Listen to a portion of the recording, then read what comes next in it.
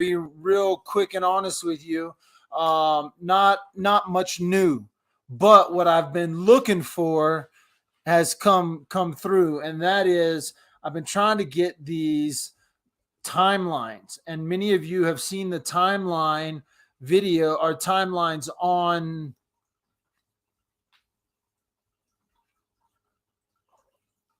redacted PDF. That's what we want. Many of you have seen these timelines, but you that you haven't been able to read them because of they're not the best of quality. What we're gonna do now is we're gonna let you read them, and we're about to go through. I've got like 10 of these timelines we're gonna go through. We're gonna look at some pictures along the way, but a lot of what we're gonna focus on is just what so people can see what's on these timelines, because this has been the thing that people haven't been able to see very well with the timeline stuff that was released in the content, right? So, but what we're going to do here, I'll probably end up shrinking myself even more. We'll go ahead and kill this image slideshow with the stuff. We got all pictures. We got a lot of information that we had, but the quality of the information we had wasn't as good as the quality that you can see here. See, I wanted to get, I needed to get high res versions of this before I could do what I'm doing right now. And now you can now see the times and the dates and the things that were hard to read. So we're going to go through these timelines one by one. And I actually have all the way through, I think, the 26th, 27th. The stuff that we couldn't read, we now have good PDF files of, so that we can look and you can see what she bought, where she bought, what he bought. He spent, how much money he spent at the, whatever. So we're going to go through all these timelines. We're going to go through all their surveillance. And this is what we've been waiting for. So check this out. I get a text message this morning and somebody says, "Hey, Michael, you got a disc waiting for you at the at the 4th Judicial District Discovery Office." And what's on the disc? Is it CIA files? Is it the Kennedy files? What is it? Turns out it's the Patrick Frazee Discovery. This is the kind of stuff that I normally don't get. I get this secondhand. I'm just a dad with a phone. But dad with a phone has gotten enough clout nowadays that people out there in the know are making sure that the media doesn't get something that dad with a phone can't get. And when I say, do you understand, there's not an online photo of this stuff with these exact times, the exact dates, all that stuff going through online is very, very low res, and I'm going to go through this tonight. We're going to go through every one of these, which is it shows all the phone calls. It shows the cell phone breakage down. It has all that. We've got PowerPoints from the court. We got Patrick Frazee's cell number. You guys think that cell number is any good right now? You think I could give Patrick? I'm going to give Patrick Frazee a real quick call. Let's see what happens. Let's try. 719-440-5759.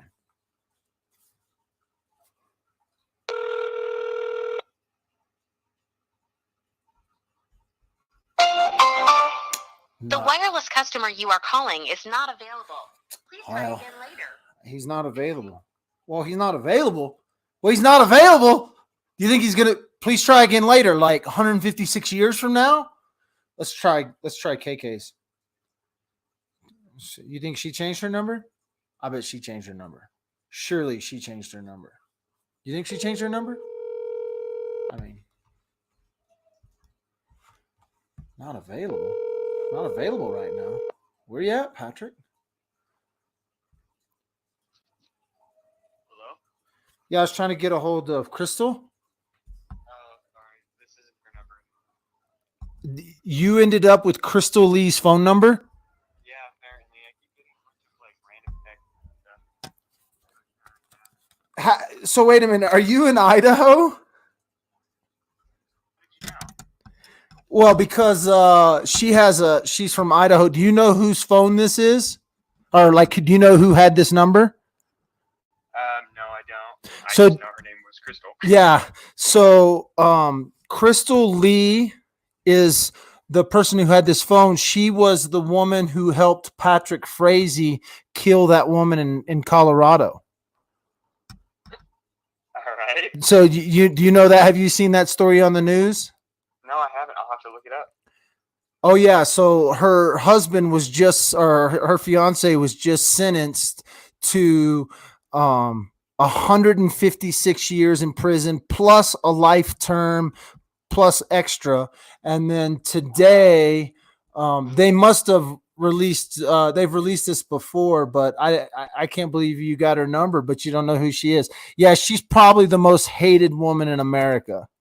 Oh, nice. And you just got her cell phone.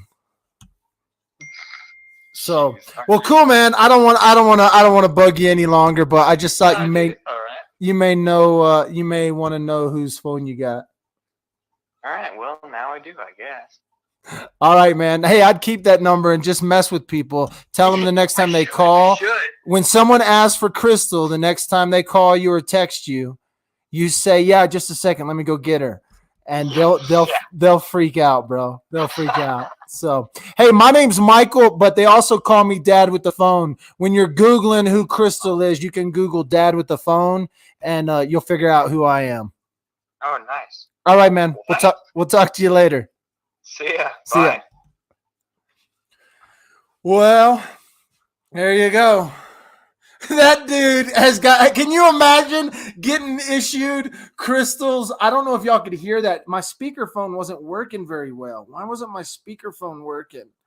Oh, I hope y'all could hear that. That was, you can't get any more classic than that, kids. That's about as classic as it comes. Who else's number do we have on here? Maybe she's got a number that we haven't seen on here. So that's the 6679. Oh, here's the Frazee landline. Should we call Oma?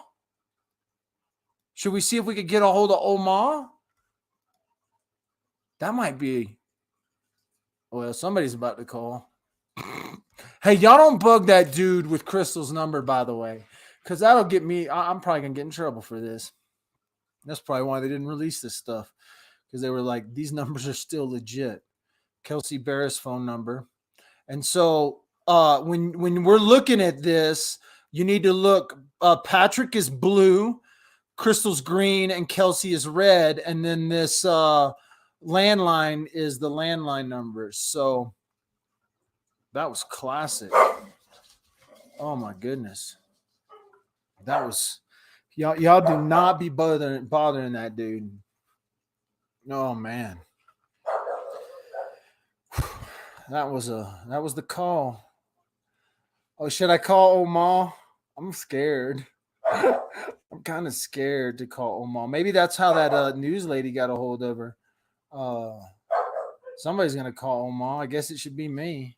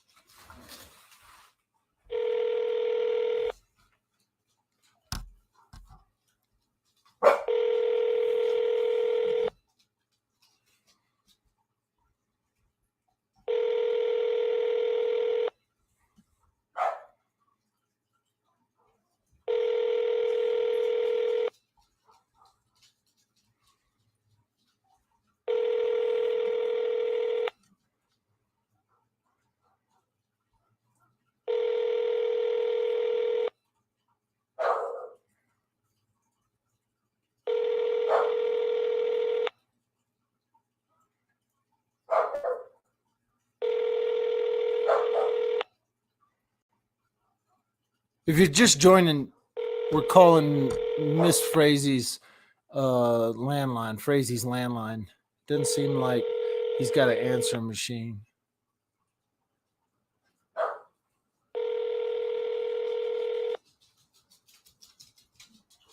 We just got done calling Krystal's cell number. That one's a funny call. If you missed that, we're just depacking this Discovery. So we're just kind of unpacking the Discovery, seeing what we got. It's not a lot, but what we did get are these timelines, and these timelines of what I've been trying to get a hold of, because this stuff wasn't very good quality online and we couldn't see what was going on in these timelines. And so as you can see, the key, everything, Patrick's blue, Kelsey's red, and it's going to show in and outgoing calls and where they were, defied, fluorescent. So this is on the 22nd. We actually have, I think there's a 23rd. Let me see something. We actually may have a 23rd, 24th, 26th, 29th. We got to go all the way through December. We got all, oh, here we go. Here's the 25th. That's the one we need to start with, which is 11/25/18. Okay, so let's pull up that one. Let's close this one and let's add the 25th in. No, not the 25th. So is the 20, what is the first date we have? Let's make sure if we got anything before. Yeah, we have text messages. The text messages that were sent, we'll break those down. We've got all the way. Okay, so the first day they have in here is of the phone records is going to be the 22nd. That's the first day we have. It doesn't look like we have the 21st, but I saw another timeline. Let me just see something, because I think I saw another timeline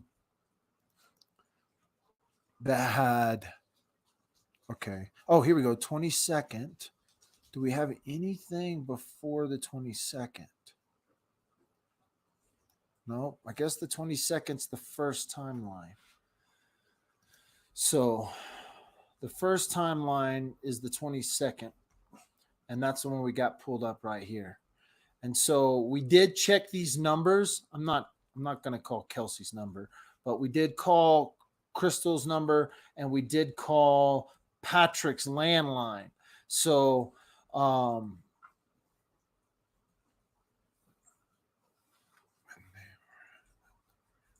yeah, we've got the 24th, we've got the 22nd, we got the 23rd. We have all the timelines. So we're just going to slowly kind of go through these. If you've got the big screen, you might want to pull the big screen up, but we can zoom in and we can compare some things, because you need to know that there are some things. There's Cheryl Barris' number. They redacted Cheryl Barris' number. They didn't want you to have that number, but they gave the other dude's number out. That's crazy. They gave old KK's number out. That's now somebody else's. So the surveillance photo from there, we got these are the actual timestamps for the photos. So this thing's pretty detailed, and this is what they used in court to show timeline, to show, and we've got all these pictures in very high res. I'm also very happy about that, because I hadn't seen these pictures in high res. So we're just kind of looking at this. This is Williams Brother Furniture, where so they're just kind of showing the different places. There's some text messages that happened. So there's some crazy stuff on here that me and Nikki have already noticed about how long he spends on the phone with her after she's gone. Patrick spent some time like talking to himself, trying to cover his tracks. And so we're going to break this down. Oh my goodness. I don't know if I'm ready for this. Nicole, they are funny. One guy said he wants to go surfing. What? Please try Oma again. Hit the like button for DWAP and subscribe if you're new. Make sure to watch the news today. Dad, I just got people been sending me clips from all over the country. I guess the CBS affiliate ran with my ran with my pawn shop line that you could steal my iPhone and sell it to a pawn shop, and you would be charged with more of a crime than what Krystal Lee has pled to. And so that cell phone line just went to CBS, or that little tagline went out there. So all right, what do we want to look at first? Does anybody have questions about the timelines? If you don't want to look at these, I don't blame you. Somebody wants to Christy asked to look at something, so let's look at, what did Christy ask? Sorry, 21st PF and KB Nash Ranch. Yeah, there is no 21st one.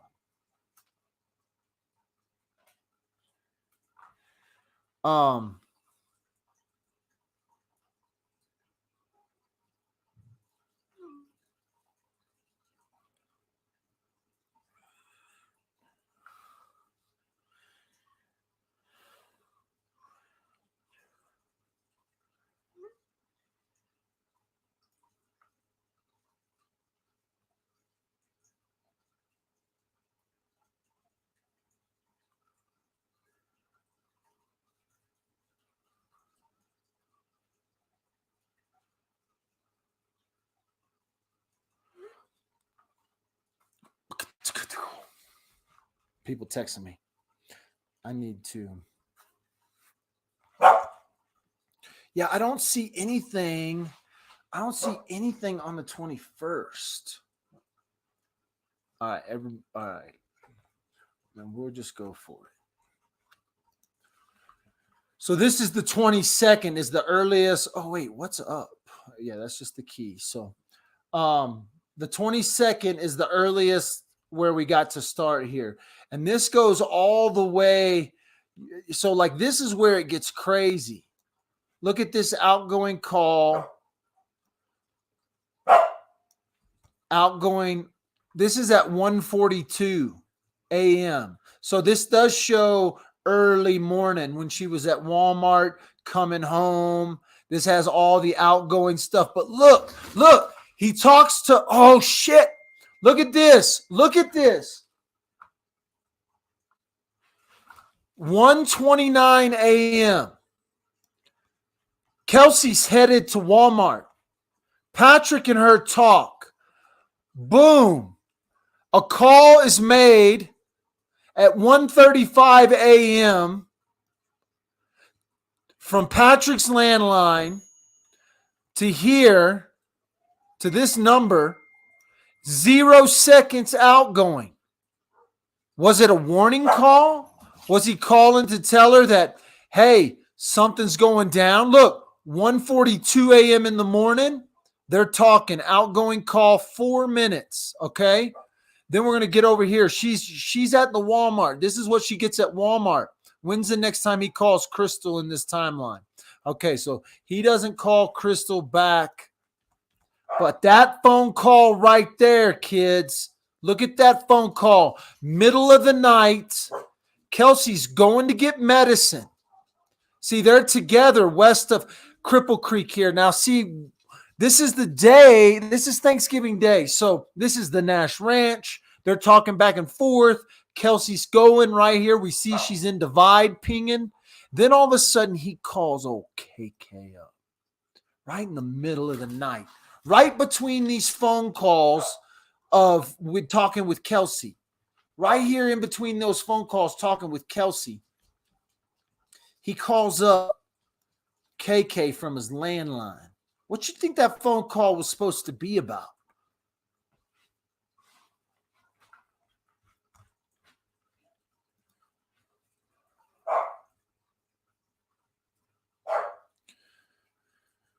What do you think he was talking about? What did he want to get a hold of her in the middle of the night for? When Kelsey's going to get him medicine. Was he telling her, I'm going to do it tomorrow? Little in-between phone call. The times are just right there in front of you. All right? Conspiring with Krystal. Do you understand how much Krystal's involved? Now you're starting to understand.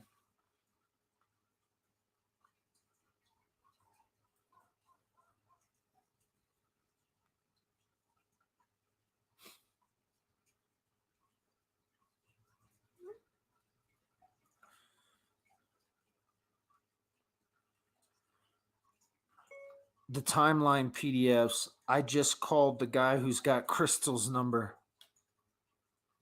It was hilarious. I also called Old Ma's place.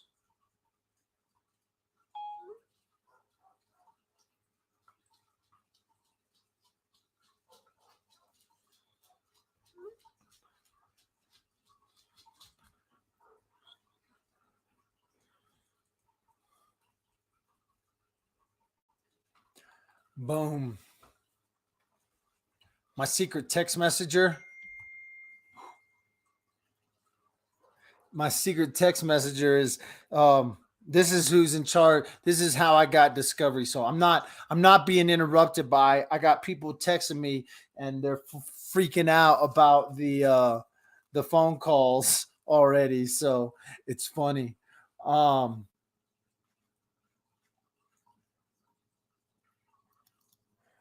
I'm live now, huh? I don't know. We'll see. We'll see what the heck's happening. See if I'm live now.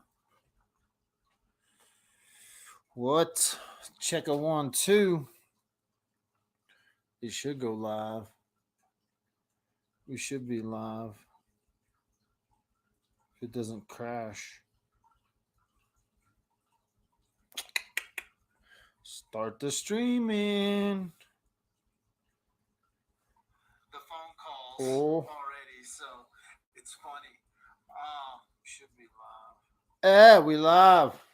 Look at that stuff. Man, damn May crashed my computer, bro. I ain't even trying to lie. It was funny. Uh-oh. Jeez. Troublemakers. I wonder if I'm going to have like a 4-hour gap there where that crap goes. Dang. That sucked. Let's do this real quick. Boom. Let's go back here. Let's hit the YouTube stream real quick. Make sure we can see the YouTube.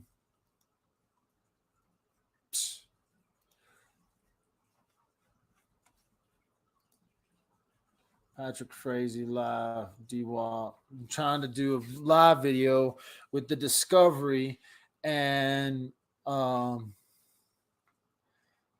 my computers crashed, so it took me a while to get back up. Hey, if y'all stuck around, thanks for sticking around in chat. Y'all get to get on this, so it'll be good. We'll get kicking in this, and you didn't really miss none. Come what? You're not going nowhere. Oprah ain't on tonight, so we're going to pull up some timelines here. I've been waiting for this timeline for a minute, and as soon as I open it up,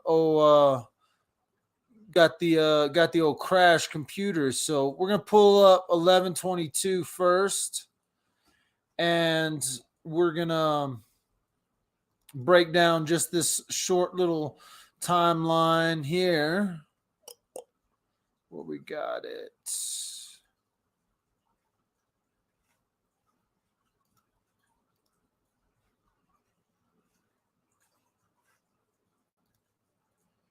Cancel. Window capture. Properties. Bingo. Now, what y'all think about that, right? Now let's do this. Man, got a little flustered there. Then people were all over. Then the dude from Fox said I cat called to KK. Can y'all believe that nonsense? Said I gave big old cat call to the KK. I guess that's what I did. I just tried to call KK, and the number y'all gave me, some other kid's number. Y'all gave a kid's number out on the Discovery. How dare y'all? All right. I think when I crashed, I was sitting here talking about how Patrick on the night of the 22nd, early morning at 1:30 a.m., tried to call KK in between calls to Kelsey. And that's kind of where we kicked off.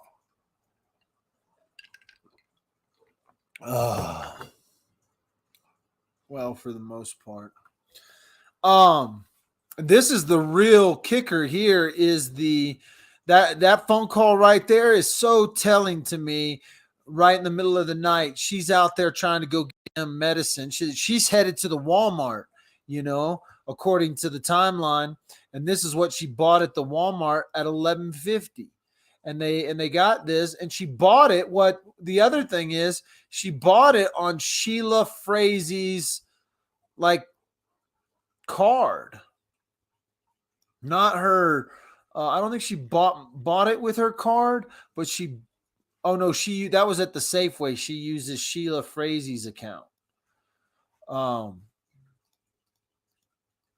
So this is at 3:30 a.m. outgoing fluorescent, and then here's some text messages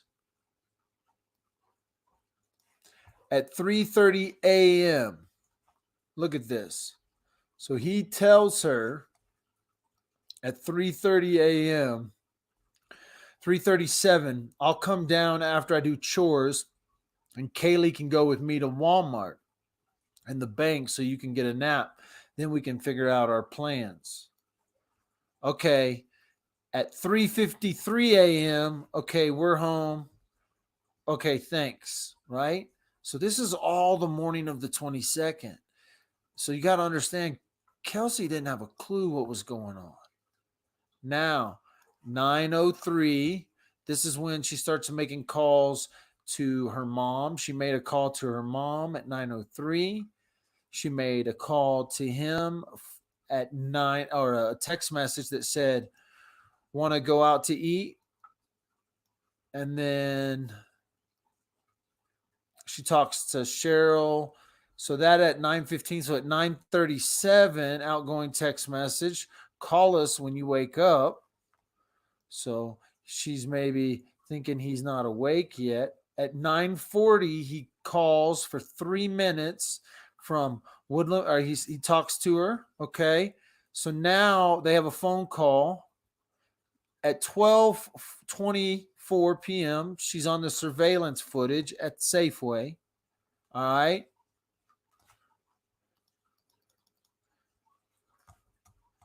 I like this timeline they got here. We're going to have to animate it a little bit. Now, that's 12:37, okay? Listen, she's at Safeway. Patrick, on the other hand, now this is his. I'm gonna show you the difference here. Check this out. 12:30 p.m., 12:36 ish, between there. This is Patrick's. The first truck is Patrick's truck. The second truck is Kelsey's truck. Close, similar trucks, but not. One's a Silverado, one's a Tacoma. The way you can tell the difference quickly is Kelsey's truck has that 4x4 logo on the back side of it, okay? So that's how they explain the difference quickly in court. Now, Toyota Tacoma comes back down the way, right? Patrick, surveillance footage at the Walmart, at the Int. All right, here we go. I bought some sweet potatoes in case you want sweet potato casserole, but I forgot to get pecans. So if you want pecans, you should get some. So he's at the Walmart. Look at this. 124 timestamp. They go in. 420, 430 timestamp at Lake. Patrick is at the door. Whether he's coming or going, we're not quite sure. Sean arrived out in Florissant. Thanksgiving dinner. Ooh, interesting. So meanwhile, Sean arrives out there. Let's see here. Oh, and then the phone calls start here. He leaves at 4:30. 4:40, somewhere between. Well, you have to. Okay, do you see the tote on the back of the truck there? This is the surveillance, and they use this. And I'm gonna pull that picture in here to OBS right now. The picture from the Discovery of the tote that they use, the one at Williams Brothers Furniture. So it's going to be this one, maybe. Yep. Now, the one thing you need to look at, so this clock on this picture is 6 minutes off. But what you need to look at is that toe, how it's facing, okay? Now look at this. All right. This was the case. You see how that tote's facing? You can tell how the tote's facing because you see those little metal clips on the black tote. Those are metal clips on the black tote. That's what they sell as those metal clips on the black tote, and it's on the back of the truck there, okay? You can see them in that picture, okay? Now, look at this picture. Just a few minutes earlier, it's hard to grasp and understand what you're looking at here, but I want to show you something. Where is the tote picture from Int Bank? Oh, I think it's in this PowerPoint. Yeah, it's in this PowerPoint. So I got to open this PowerPoint up real quick. So let's open that up. All right. And then we'll do a window capture on that. See, I don't know that that's... Huh. I don't like how that's showing, except... Let me see what we got here. All right, we can do it with this one. So let me pull up a window capture with this. I want you to... This is the case they built. But now that I got it here, let's go to window capture. Let's go window capture. Just save. Let's go preview profile. Redacted time life PDF page 1. ATM photos. Bingo. All right. You see how the tote's facing there? All right. Let's cover this up real quick. Where we're just gonna get the photo. Here. All right. So the tote's facing backwards. All right. I'm gonna have to just go over here to my PDF window now. Let me scroll through if we get a better shot here. Not really a better shot. That's a Patrick boy. It's not really the shot I want to see here. Let me see what else we can do. They use two pictures that I'm not seeing in Discovery. Oh, wait, pages from the PowerPoint. I want to see the pictures from Williams Brothers. Okay, here we go. Let's see what this one is. That's the tote picture I got pulled up now. 159 ping. I already got that one. Let's get that off there. Let's see. Where's the 160? Okay. Okay, that's him going back. So this is after. So now we need the picture of him. And oh, it's on the timeline. So it's on the timeline. Where is that picture in the folder? All right. So, okay, 156 maybe. Let's see. Ah, here we go. Bingo. So 12:44, he leaves. Okay, this is what you want to look at, okay? Bingo. This is what they use right here. And this is the one they used in the and it shows it. It really shows it in a sense of you got to understand they had to show the body. They had to be able to show where the body was. Okay, so this is the same truck taken at two different times. One picture is taken when he's headed back up to Omaze on the right, and one picture is when he's headed to the Safeway. So a little bit captured, just a hair different, but you can see the tote has been moved, and the tote has, and you can see the shiny clips on the side. This is where they say the tote's been mess. So the picture on the left, the smaller picture where you don't see the shiny marks on the tote. This is when he's going to the bank. This is when he's going to Walmart. This is when he's headed out of I'm just going to open this up here. So this is at 12:44 when he's headed to Walmart, okay? That for the one on the left. The one on the right is at 4:40, okay? So the reason why this is important is because he moved that tote around, and that's what they wanted to show. They wanted to be able to show that, listen, something in the back of his truck changed. We know it was that tote. It's not the best of pictures, but this is how they explain it. At 12:44, when he drove to Walmart and to the Int Bank, the tote was facing one way on the left. When he left Kelsey's house around 4:30, the tote was facing a different direction. Okay? Had they not had that, this was a very strong photo.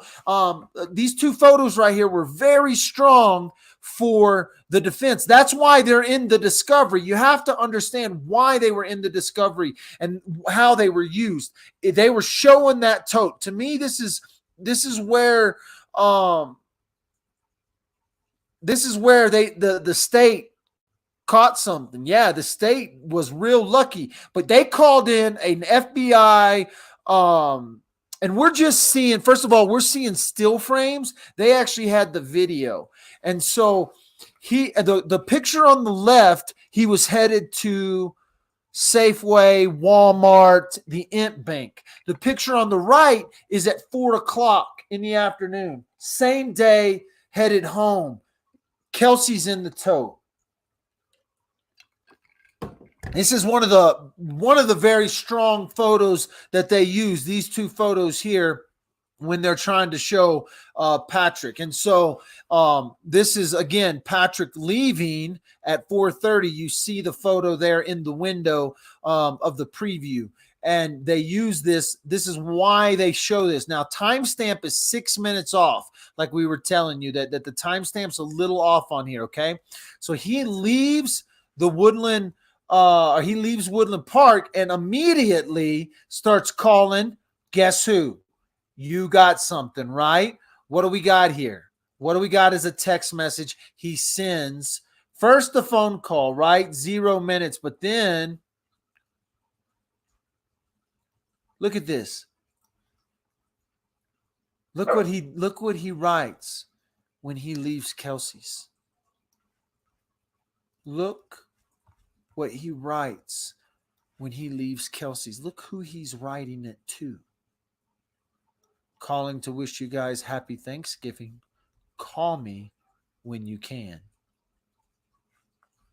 Right after he's leaving Kelsey's house. Kelsey's no longer alive. Now all of a sudden it begins. 4:34, outgoing call, 2 minutes. Come on, Krystal. What did he tell you? Then we got 4:50. Look at this. Their phones are together now. This is the pingage.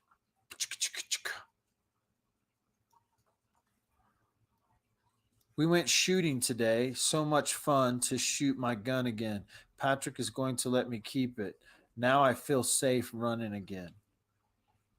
Mom texts back, great. 5:30. This is not Kelsey texting. These phones are in fluorescent.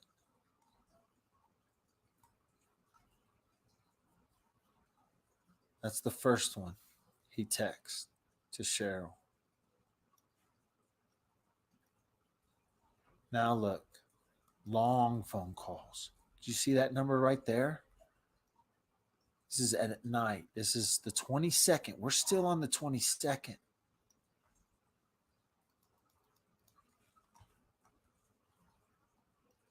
"47-minute phone call with the devil." With the devil. 47-minute phone call on the 22nd.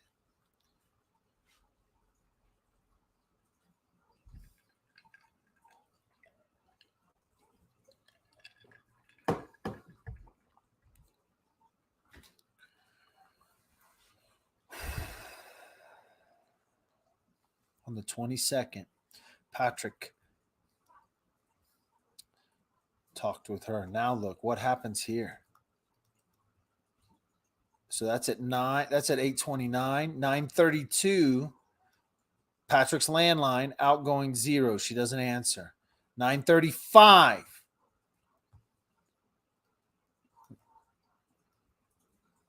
What are the code words here being used? Do you think those code words are being used by after a 47-minute phone call? Look at this. Look at this. Look. He's on a 47-minute phone call an hour before. Then all of a sudden she texts back, "Oh, happy Thanksgiving to you guys. Happy Thanksgiving to you." It was 4:30 they talked. He texted her, calling to wish you a happy Thanksgiving. Call me when you can.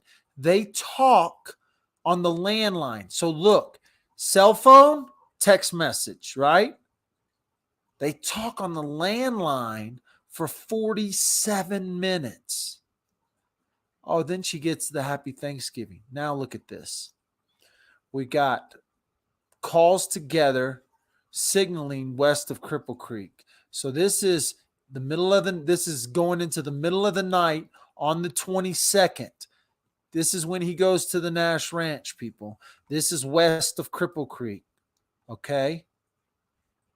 Now, all of a sudden, Kelsey's phone doesn't ting again in Cripple Creek. At 11:30, he goes home. He's in fluorescent, boom, signaling.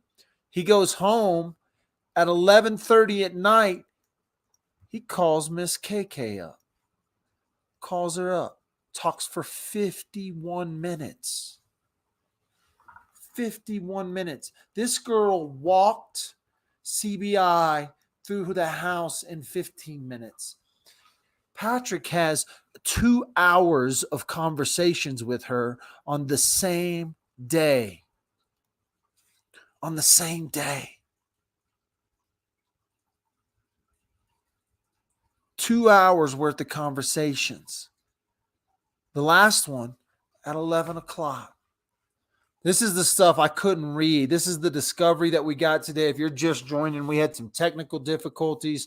We're going back and forth. But these timelines is what they used, and it really breaks down where the phones were at.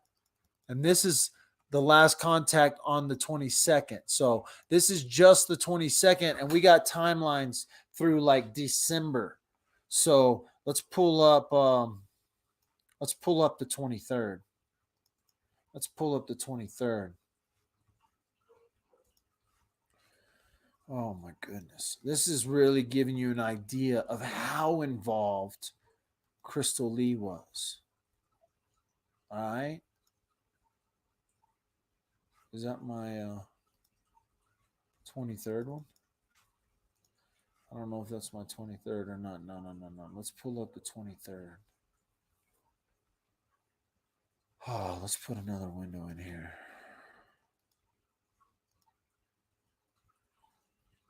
PDF, the 23rd redacted. All right.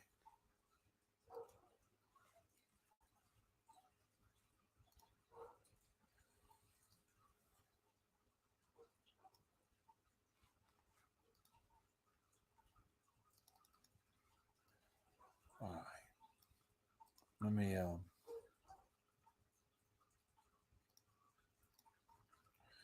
me open this up for you guys a little bit so you can see a little better here.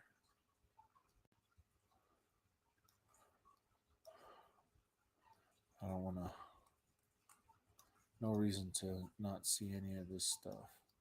So let me just open this up here so we can see the whole window.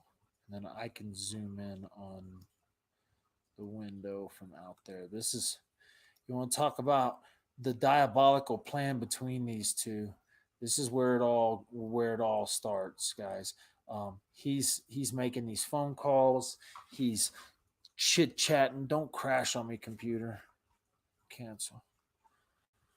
Let's do this. Let's kill this one. Let's bring this one to the forefront. All right. And let's dig into this one a little bit. This is the 23rd. I'm gonna grab a quick second, read your chat, see if you got any questions. How's sister involved? What I find is so freaking disturbing is KK was in the medical field, freaking nurse. Dad, can you change your highlight color to something lighter than darker blue? Covers up the times. Shit, I can try. Let me see what we got here. Let's go. I don't know where that's at, actually.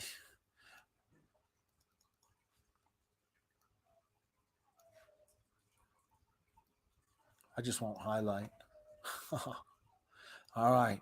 This is the 23rd. Okay, 6:59 a.m. But what you need to see, what you need to look at is this right here at the bottom. All right.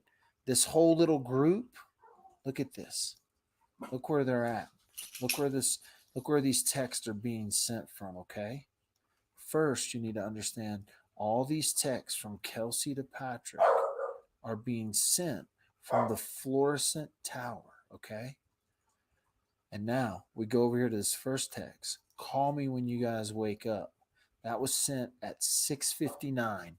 Kelsey Patrick sends a text from this number to his number.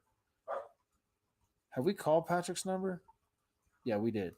Did y'all want to hear what happened when we called Patrick's number? They said Patrick's going to be busy for a little bit. Let's call Patrick one more time, just while y'all are on the line here, just so you guys can see this. We did this at the earlier part of this video, but I kind of like that it says this number is the user is busy right now. It kind of makes me happy that the user is kind of busy right now. The wireless customer you are calling is not available. Please try again later. Yeah, at a proper El cliente time. de servicio móvil. He's not available right now. He won't be available for the next 156 years plus life. You weren't there other than PF asked to kill her. I could be mixed up with another case. Weren't there others that PF asked to kill her? There is some people that say that there is a case where he talks about killing her for sure with other people.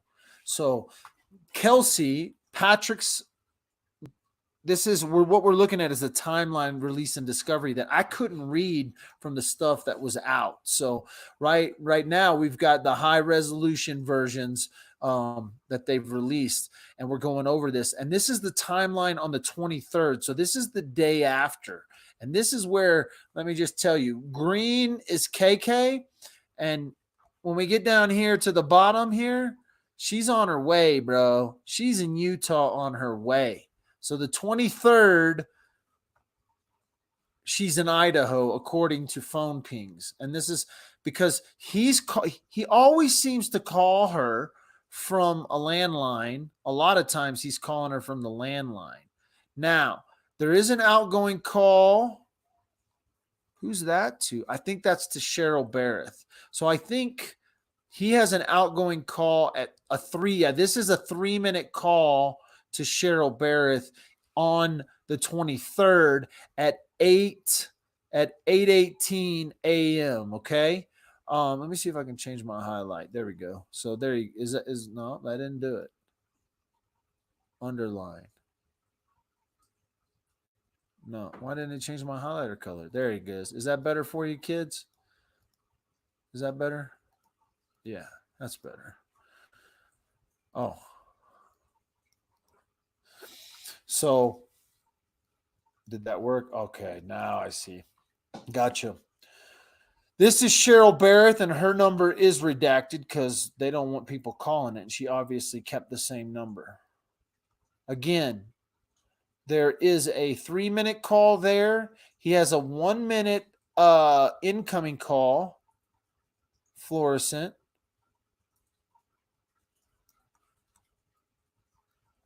These are when Cheryl Barrett is trying to call and talk to him in the morning. Outgoing. Wait a minute. Outgoing.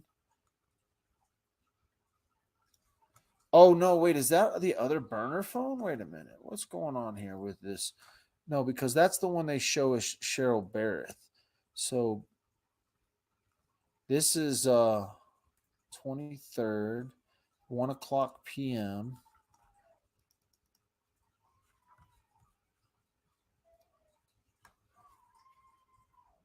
Frazee's landline. I believe the redacted is Cheryl's number. But there's a lot of calls to that number. Huh. I'm pretty sure in the 20. Let me double check on this other. Why is my dog crying in the background? What's going on, girl? Yeah, see on this one it says. Yeah, it calls the black redacted number. When it redacts to that cell phone, it's calling that Cheryl's number. So that's what we're looking at there when we're looking at that blacked out number is Cheryl Barrett's number. So we're back here. All of a sudden, this is where a lot of fake texts start happening. All these fake texts. He has a 1-minute phone call for 55 seconds. He's doing this cell phone stuff with her, but her cell phone they're together. I don't know what he was thinking, why he was doing that. I mean, he was just trying to get away with it however he could, and all these back and forth phone calls. I mean, some of these are just signaling, but then there's actual phone calls. There's an outgoing call from here to this landline. So he's talking to old Ma for 35 seconds at 12:36 in NW of the Canyon. Oh, okay. So Patrick's talking outgoing northwest of Canyon City. Okay, so then that's over there. Northwest of Canyon City is the Guffey area.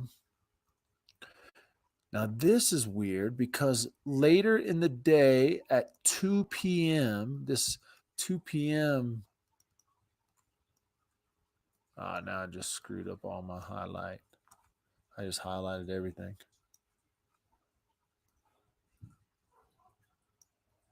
There we go.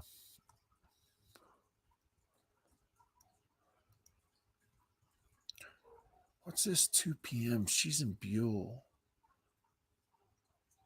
These signal back and forth. They're in the Buell Valley. That's got to be the Cripple Creek. Northwest of Canyon City. Okay, so that's all south of Cripple Creek, northwest. Okay, so they're just giving the cell phone towers it went off on. He has an outgoing call for 16 seconds and then 16 minutes with Cheryl Barrett at the end of the day here, or in the middle of the day. Or that could be with a cop, maybe. Maybe that's with the cop. When is that? What day is this? This is the 23rd. He don't talk to the cop on the 23rd, does he? No. I gotta believe that Cheryl, but I don't think he talks to Cheryl that much. I need to look up what those are. After burning Kelsey. I need to look. Sheila, I agree on Manu.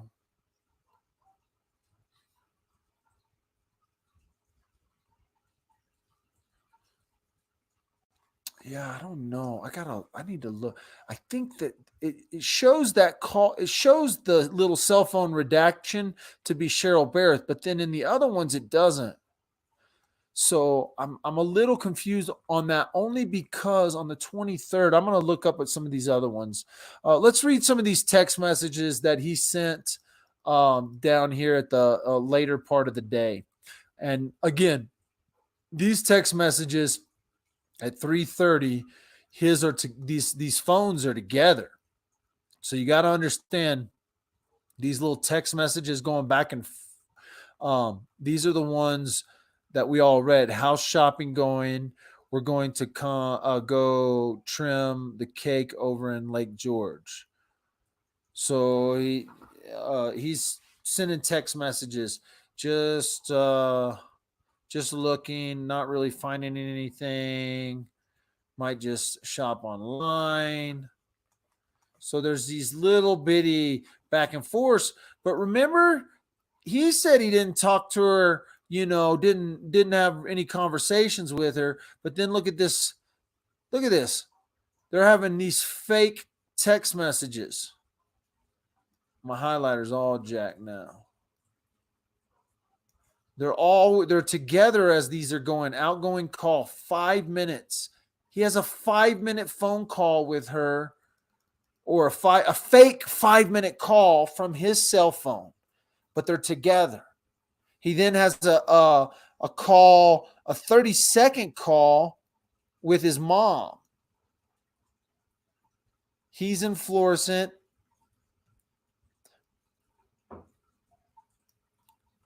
This is where he tries to cover stuff up. Look at this. So he's trying to be all Mr. Helpful in his text messages. Look at this guy. He's setting himself up and he doesn't know it. And these are the text messages he's sending in between.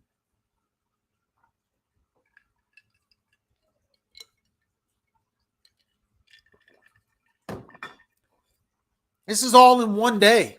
This is all the second day. He's trying to be normal, have an alibi. Oh, he's definitely trying to cover things up. But now look. All right, end of the day comes.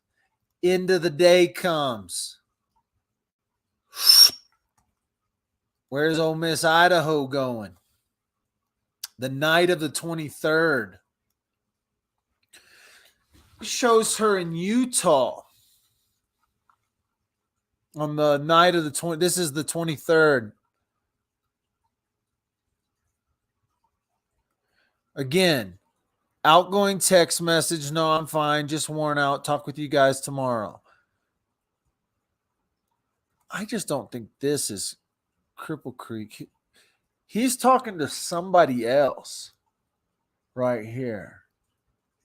That outgoing call right here is someone else.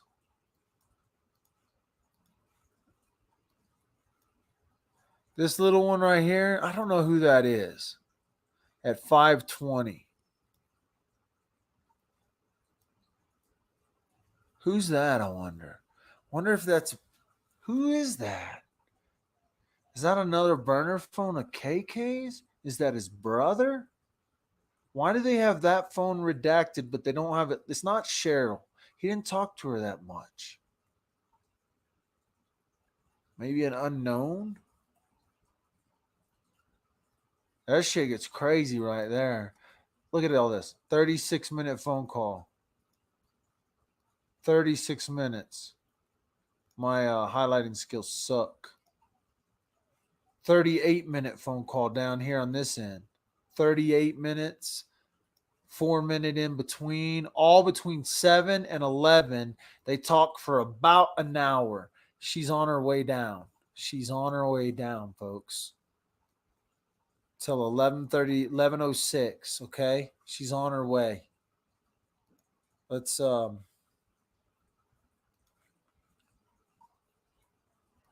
close some of these out here. We got the 25th. I want the 24th. Here's the 24th. This is going to get interesting. KK's in town. We have a picture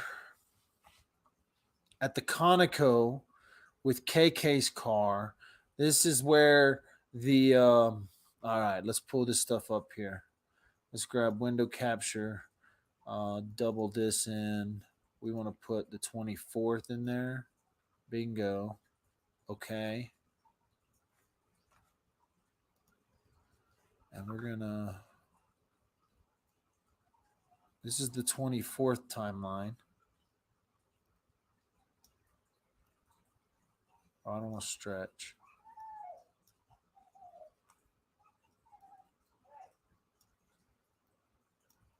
All right.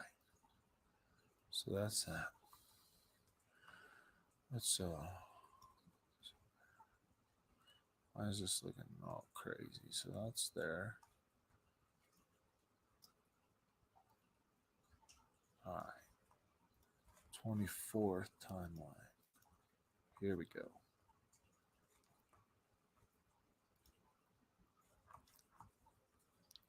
That's what we want there. All right.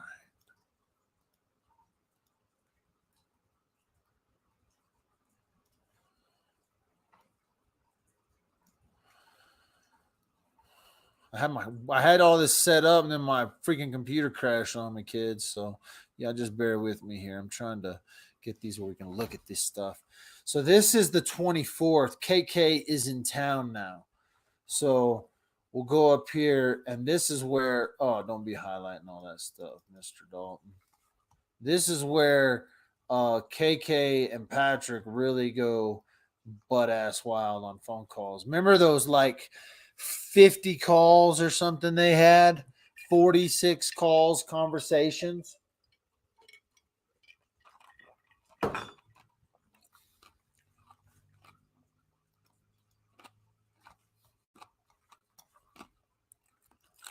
Okay. What are you doing?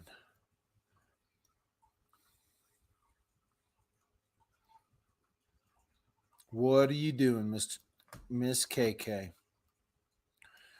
What are you doing coming down here?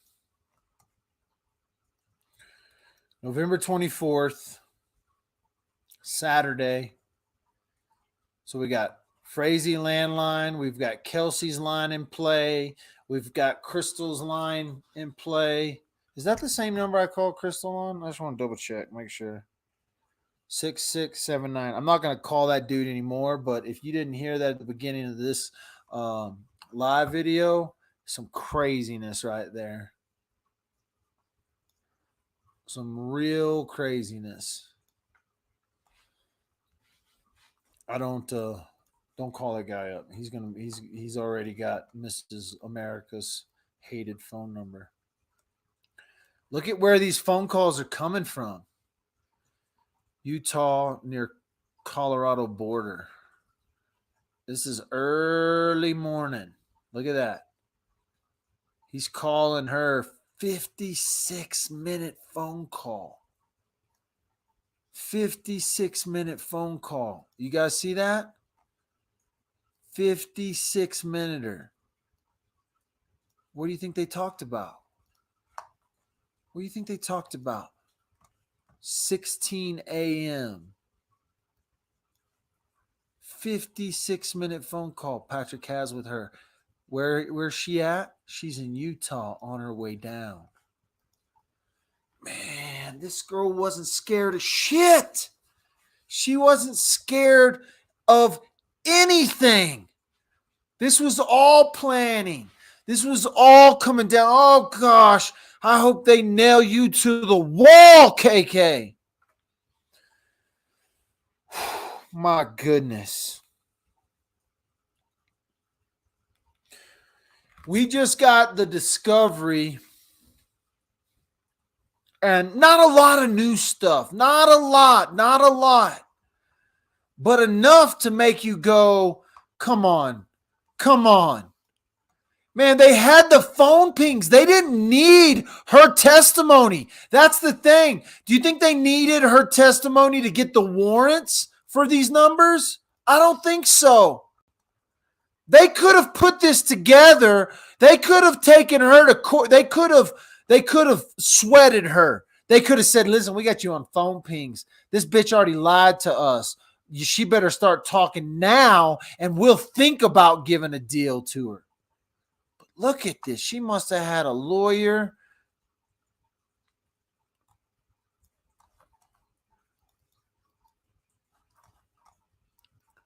Lots and lots and lots. Look at this. Okay, here's a guess.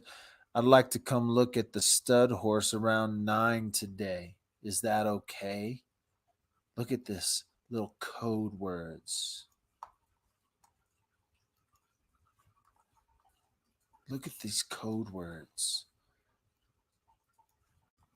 They're talking about this. They're talking about Kelsey.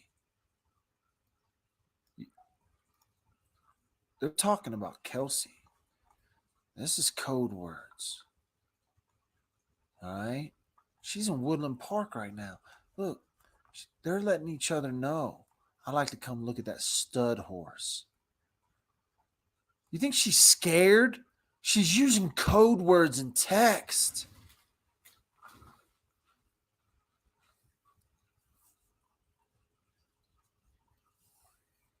I'd like to come look at that stud horse around 9 today.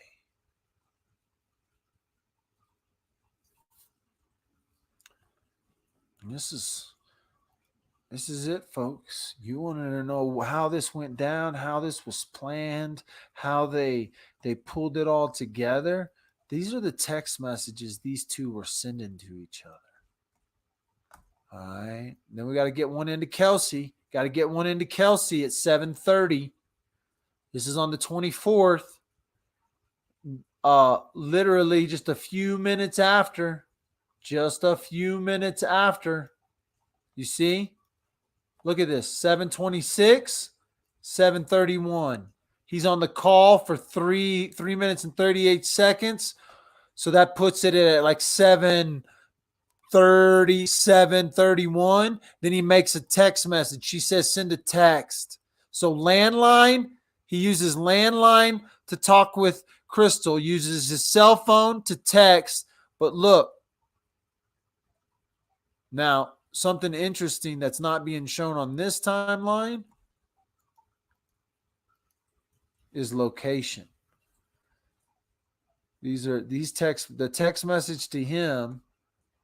Do you think that girl had the phone? Do you think she picked up the phone? Do you think KK has the phone now? And the location, they're showing them separate, right? We know that KK's in Woodland. Where's Kelsey's location at this point? They're not saying anything on that. KK's showing in Woodland Park. Okay, I don't think I will be pushing 8:45. Okay, so 7:43. So she's on her way. You awake? So something happens here. She's answering something here, right? She's answering something.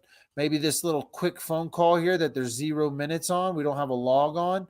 Something, that little phone call happened. Look how close they were. Look how close these were. You see, 1 minute apart at the top here. These two, this phone call from the house, the phone call hang up from the house, and then the text message. I don't think I will be pushing 8:45, okay? Then we got a fake call, fake text message. Sorry, I didn't hear my phone. Going to jump in the shower. I'll call you guys when I get out.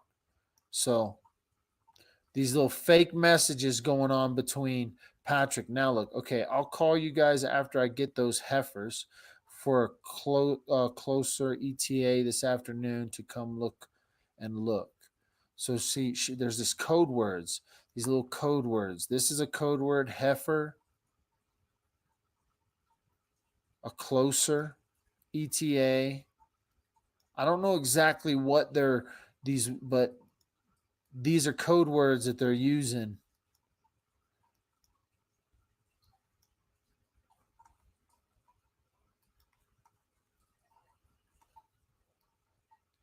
Then okay, so the last text, sorry I didn't get here on my phone. So then 7:50, said about 10 minutes, go by where he makes the text 7:45 from Kelsey. He answers with, but in the meantime, he's talking with KK. So there's outgoing calls, outgoing texts. He's texting between these phones and he's talking to KK. What's the okay here? The okay text. Outgoing call. So look at this. Look at this fucking fake phone call. 16 minutes. He fakes a phone call on the 24th. He fakes a phone call. 16-minute fake phone call. Both phones. Guess where they're at? Together. Fluorescent. Oh, I want to shoot Patrick. He fakes a little phone, a 16-minute phone call he fakes with Kelsey. Again, there's another one. So AM, they're talking text messages. She's responding to the heifer text message. Outgoing calls. And then look, 10:54 a.m. on the 24th, mom knows something's up. Mom is on it, and she calls to talk to Kelsey. Outgoing call forwarded.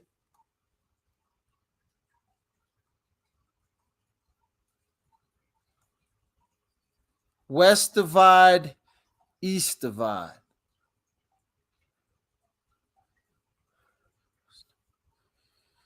Outgoing, 0 time. Look where Patrick's at, okay? They're what they're showing on these west divide, east divide is they're moving, okay? He's moving from east divide to west divide on the same tower. It's on the same tower in divide, but he's moving and he's talking, and Cheryl does an outgoing call to Kelsey's phone at 10:54, and in between he moves from west divide to east divide in that few minute time. So you gotta see what they're pointing at here. Okay, now we're gonna go back over here. This is middle of the day on the 24th. The phones are together outside of Cripple Creek. So this is here's the 12. What is this? Arlo. 12:51 p.m. Arlo motion alert. East Lake, but nothing. It just shows an alert. 12:51. Let's go pull up the PM. So 12:51 on the 24th. Now what we have is we have a PowerPoint that's got some of these from. Let me pull this PowerPoint up and let's see if we can get a 12:51 on the 24th.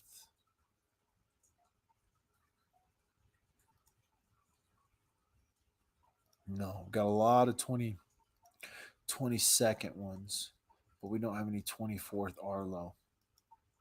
So something happens, 2 motion alerts. Oh, come on. Don't do all this highlighting crap.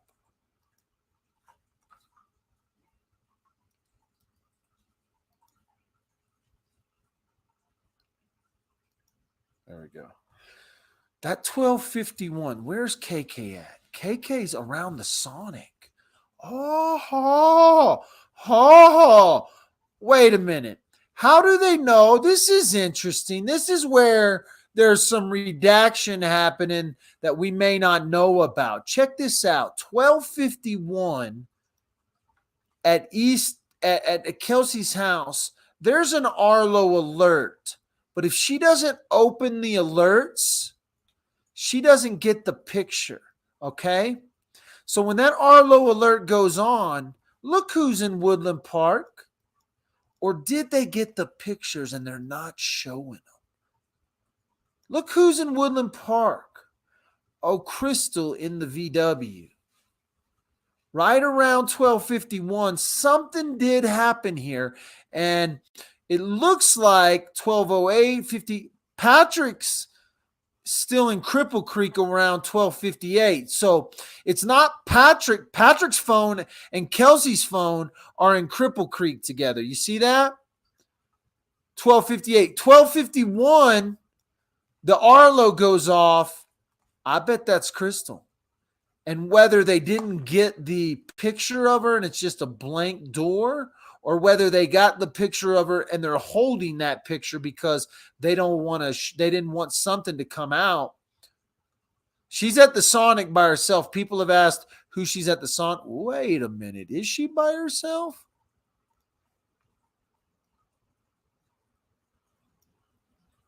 So that there's 2 motion alerts at the house on the 24th that could possibly be Krystal, because Krystal just finished up and went down to the Sonic. And then at 1 o'clock, there's an outgoing text message. What does she say? Curious if now is a good time.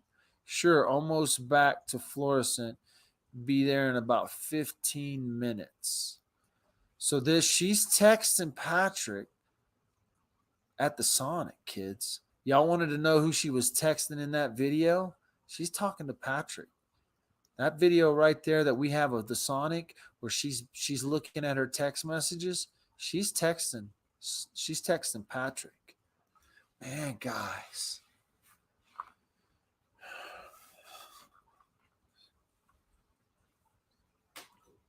I am. Surely they would have shown those pictures home. Some say someone was in the back seat. I don't think so.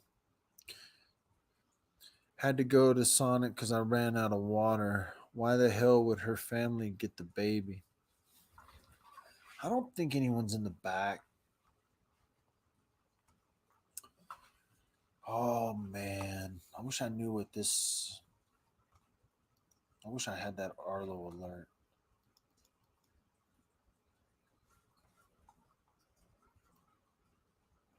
So this is where Krystal goes and meets up with Patrick, okay? Be there in 5. At 1:30, she's 5 minutes away from Patrick, all right?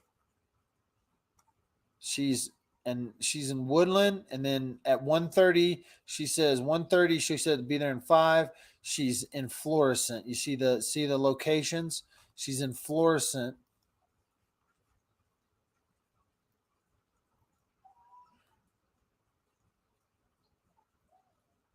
And then look, weird messages. All right.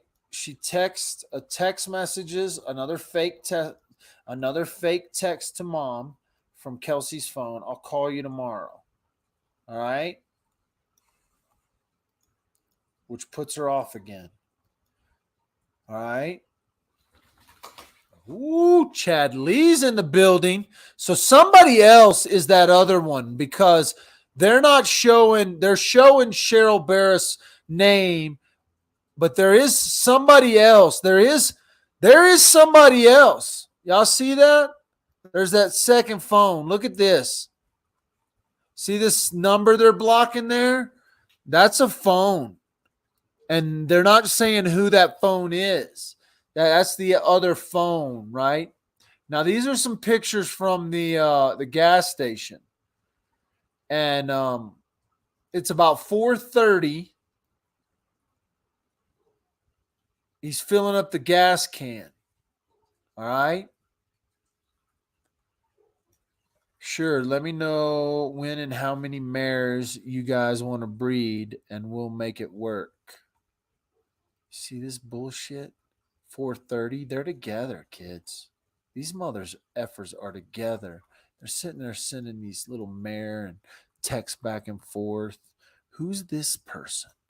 This Megan's number. There's a little text message between some Megan at 6:25. 6:20. So there's a little. I'm staying at your house tonight. Is that okay? Of course. I need help staging my casa. Thanks. We drank too much and I can't drive home. Look at this bullshit. Look at Miss Cover Up Megan. Megan ought to be charged with this. She's given an alibi. You don't think Megan's going to lie in court? She's going to lie. Look at this little Chad. She sends her little freaking, makes me so mad. Hey, I'm staying at your house tonight. I just started skipping over shit. I'm sorry, kids. Let's go back up here real quick. I got to go down here and see what happened here. This little text message to Chad Lee. So she had a 2-minute phone call with Chad right after she gets done texting Patrick. Thanks for letting me see the stud. What do you think that means? Huh? What do you think that? Okay, I'm so scared for my life, but I'm going to send him a text message and say, thanks for letting me see the stud. Oh, man. Then she calls her husband, Chad Lee. What do you think he feels like?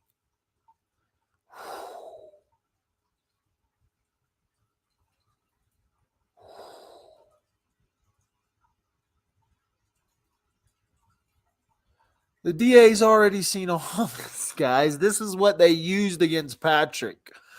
This is the Patrick Frazee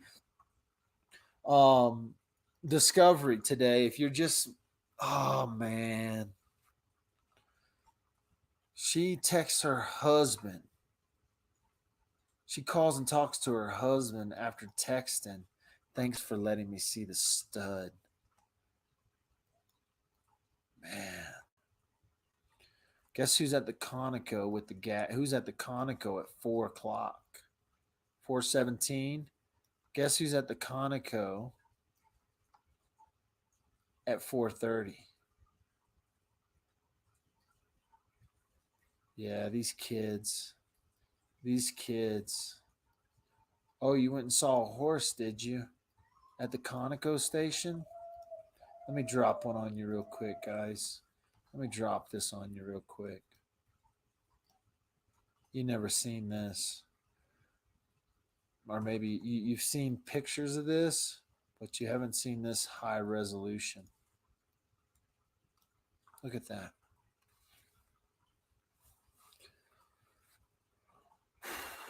Man, this is a dude that is in the middle of covering up a murder. This guy right here, he's in the middle of covering up a murder.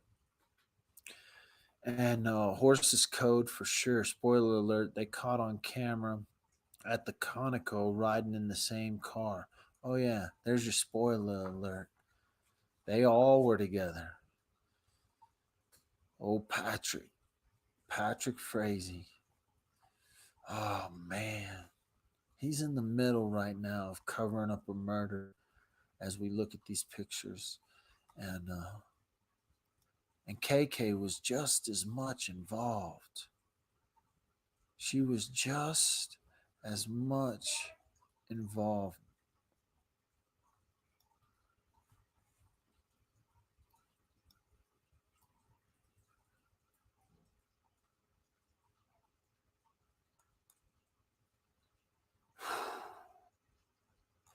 I'm gonna take a break, guys. I'm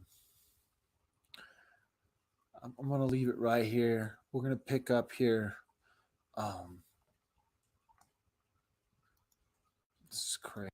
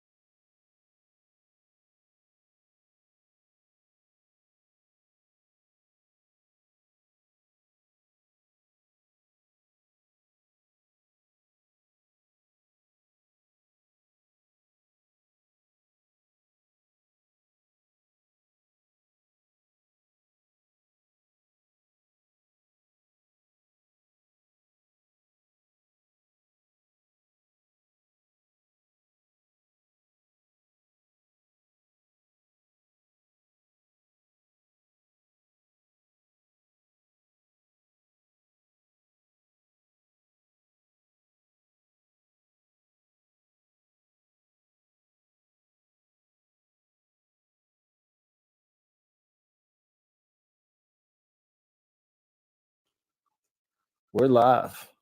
And so right now I got Sam Kramer on Dad with the phone, and I'm pretty stoked about this. I first want to go off and say thank you, Sam, because Sam is a busy man and has a lot on his plate and a lot going on in this area of the country right now. So hey, thanks, Sam, for being on. Yeah, thanks for having me. All right, we got a couple of people watching, but you guys just put your questions in chat. I got some people watching the questions, but we're going to go through a little bit. Just we never really get to interview the media, and right here in front of us, we literally have the media. So, Sam, how'd you get into all this stuff, man? Why news? Why broadcast like you do? Yeah, so I'll try to keep it brief. When I was in 6th grade, my elementary school got a grant, and that grant put a TV in every single classroom in our school, and it put a single broadcast camera in the library. And so a lot of schools have, just a staff or a faculty member read off the day's announcements. And our school decided to kind of use this broadcast camera as a mini newscast, if you will. To this day, I'm not sure why they, why we got that, but for whatever reason, they picked me to be kind of the anchor, so to speak, which was cool. I didn't. It's not like I applied for it or anything, but it happened, and I fell in love with it. I thought it was really cool to kind of be in the know. And at that time, I was like, okay, this makes me a little bit more popular on the playground. Like, this is good. Nice. But that's not why, I kind of stuck with it. I thought it was really interesting to tell stories and kind of be trusted in doing that. High school had a very, extremely well-developed program. Like, we have a full studio there. I still go back there and talk with those classes. And so knowing that I wanted to do it from 6th grade, growing up in Wisconsin, it kind of made things a lot easier. So I from there I went to the University of Minnesota on a broadcast journalism major. Graduated early there, and then I thought in college my internships were in sports. My whole focus was sports. Grew up as an athlete. Why wouldn't I want to do anything else? Or why would I want to do anything else rather? And and then just hit the job market in January of 2016, and there's not a lot out there for sports, not in today's day and age. There's a lot fewer opportunities, and I took a job. A mentor I'll never forget, he told me, he's like, there's a job offer in Rapid City, South Dakota. I'd never been to South Dakota. I didn't even actually know where Rapid City was before I got the job, or before I was interested in this job. And he said, it's kind of like a prom date. It's better to have one than not. You need that first job. So I took that first job, and it was in news, and just a general summer reporting job. They told me over my 2-year contract that I might become a weekend anchor at the end of it. I ended up becoming a main anchor about 9 months in, fresh out of school. That's not something that happens often. And so I was there for about 1 year and 9 months, wanted to make another move. I've always kind of had big market aspirations. And so I was looking at a few different cities, and Colorado Springs was the best option. So I ended up at Channel 5, News 5 in January 1, literally, of last year. So that's how I'm here. Boom. And now he's on Dad with a phone. Sam, you're a freaking overachiever, and it's okay, man. It's I'm not gonna rat him out, but I think Sam's like 23. And so I'm 25 now. Oh, 25. Yeah. Sam's 25. So it's awesome. I mean, we're super lucky here in Colorado Springs. And then, a lot of people obviously are watching because over the last year, your life has been consumed by one case. Now, you've done other broadcasts, and you're a news anchor for Channel 5, so you've done other stuff. But there's been, one story. And how did did they draw your name out of a hat? Did you volunteer? Did you say, hey, I want to follow this case? How did that come about? Because I know in the news world, and we may have even joked about this early on, it's competitive. Everybody wants the next thing. So how did you get coverage on the Kelsey Barrett story? Yeah, so we are competitive people by nature. You wouldn't be in this business if you're not. And I remember that introductory press conference they had. It was December 10th, even though they announced the investigation on the 2nd or 3rd. Yep, that sounds right. Yeah, and so I was back home visiting a relative, but we kind of heard rumblings about it the week before.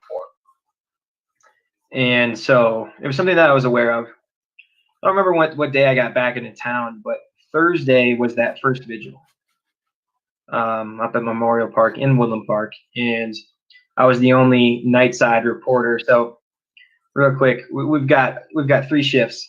There's a day side, which is about, you're kind of 9 to 6. There's a night side, which is about 2 to 11, and then there's overnight morning show, which is people get in like 3 a.m. and they're there till about noon. So I was the only reporter kind of handling our 10 o'clock show, and that was the big event going on. And I was like, yeah, we need to go. And kind of leading up to that, we hadn't had a whole lot of success in door knocking, and that's exactly what it sounds like, knocking on doors around Kelsey's townhome, and just trying to find someone that knows something. Yeah.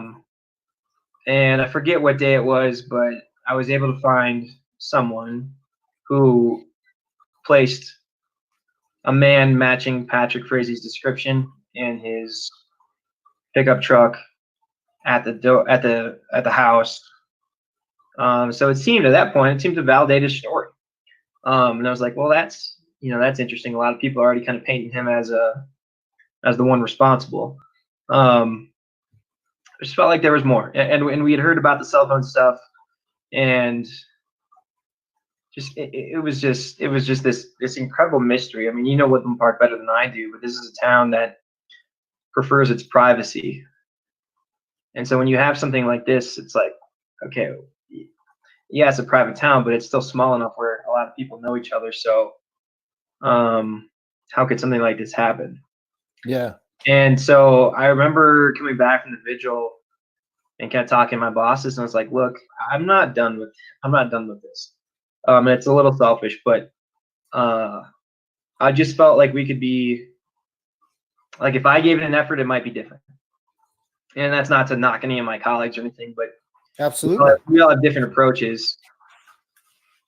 We're all different people, so that's why. But so you bid for it. You felt a connection to this case and was like, man, I'm gonna go at it. I'm gonna go to the boss. I'm gonna say I want this. Yeah. I just thought there was more opportunity to keep telling the story, because if you keep telling the story, you're, especially with a person that's missing at that point, you're keeping them in the limelight, and that's what their family wants. That's what police wants. It's a kind of an all-encompassing thing. Yeah, so I just felt I needed to keep doing this because when this thing there. Yeah, so like, I can't remember which press conference it was, but it was the first.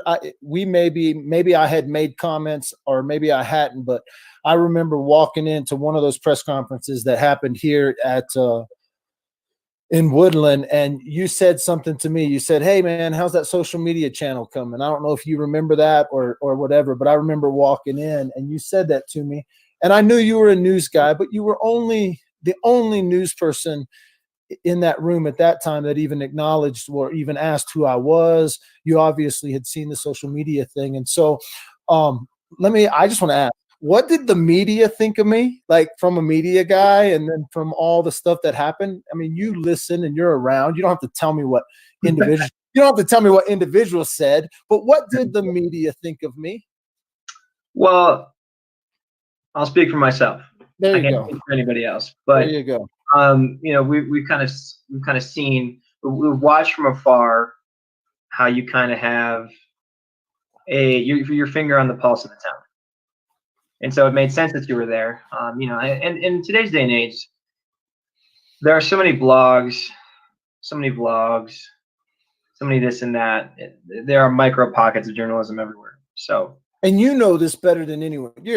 25, you're an internet kid. You grew up in the blog age, the vlog age. You are definitely on see that. So that's cool. I don't want to drag on to that, but I hear you. It's not even abnormal anymore. Yeah. Right? I mean, in any city, there's guys that are doing something, or there's somebody on a blog doing news or in their own way. So it's just, you guys understood what was happening from afar. It's fairly normal now. It's about any town, really.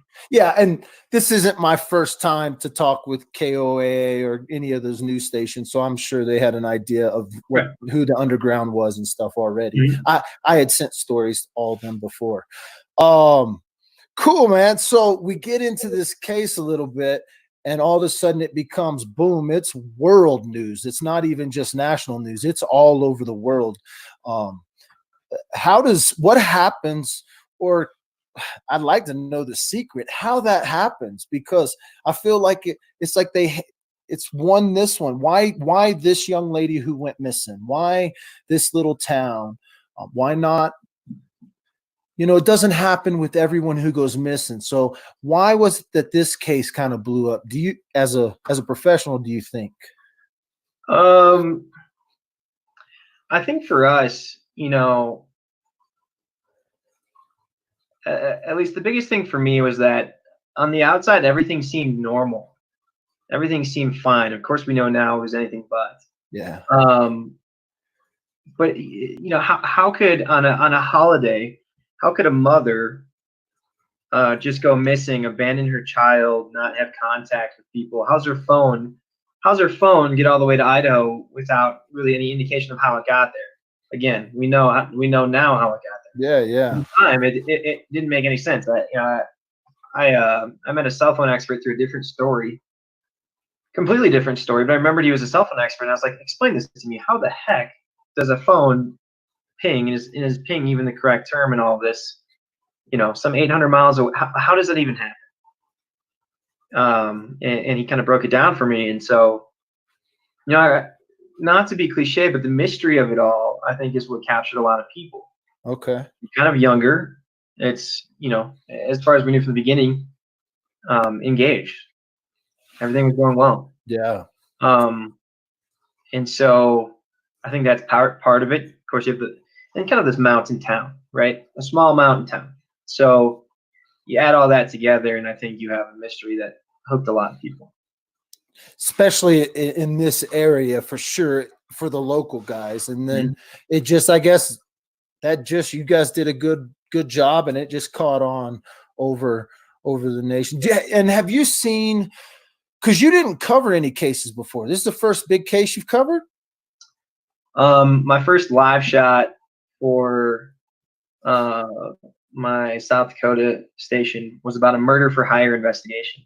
I couldn't even wrap my head around that at the time. But from start to finish, this is the first thing I've really covered from. Yeah, watching it go through and see it and knowing the details. Mm-hmm. And this isn't normal. I mean, the news doesn't go to everybody's court date. They don't go to every murderer's court date. So it had to have been something that just captured for an audience for you guys. And it's awesome. And I know, and and even things we've said, like I asked you one time, did you see this one clip of this show that came out? And then I think my next comment was, or what did I think? And then I said, man, we lived it. Like, and you lived this case. And tell people, I mean, they watch online, they watch the news, they do their little thing, they get on here and they look at all the details and they look at the discovery. But the feeling you got when you were in that pre-trial, The one that I wasn't there, my wife was there. That's the one they named as a witness. And Krystal and Greg Slater tells for the first time Krystal's story. And you heard her story for the first time in that. You were in there. The preliminary hearing. Preliminary.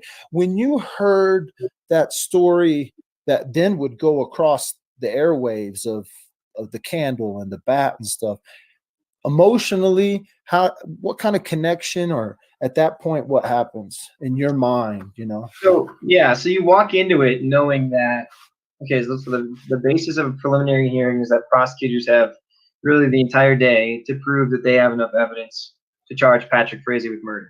Okay, so you walk in knowing that they have presumably a story, and you're ready for whatever that is. I don't think I was ready for how gruesome it was. And I actually think I said that on the air that night.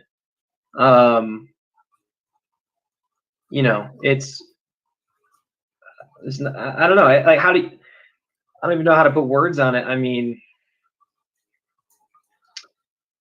there's just kind of the gruesome details of beating someone with a bat, but then not stopping there. Getting someone to clean up the crime scene. And, of course, Krystal had her hearing before then, so we knew she was involved. And then going and burning the body and creating this elaborate plan, like something out of a movie.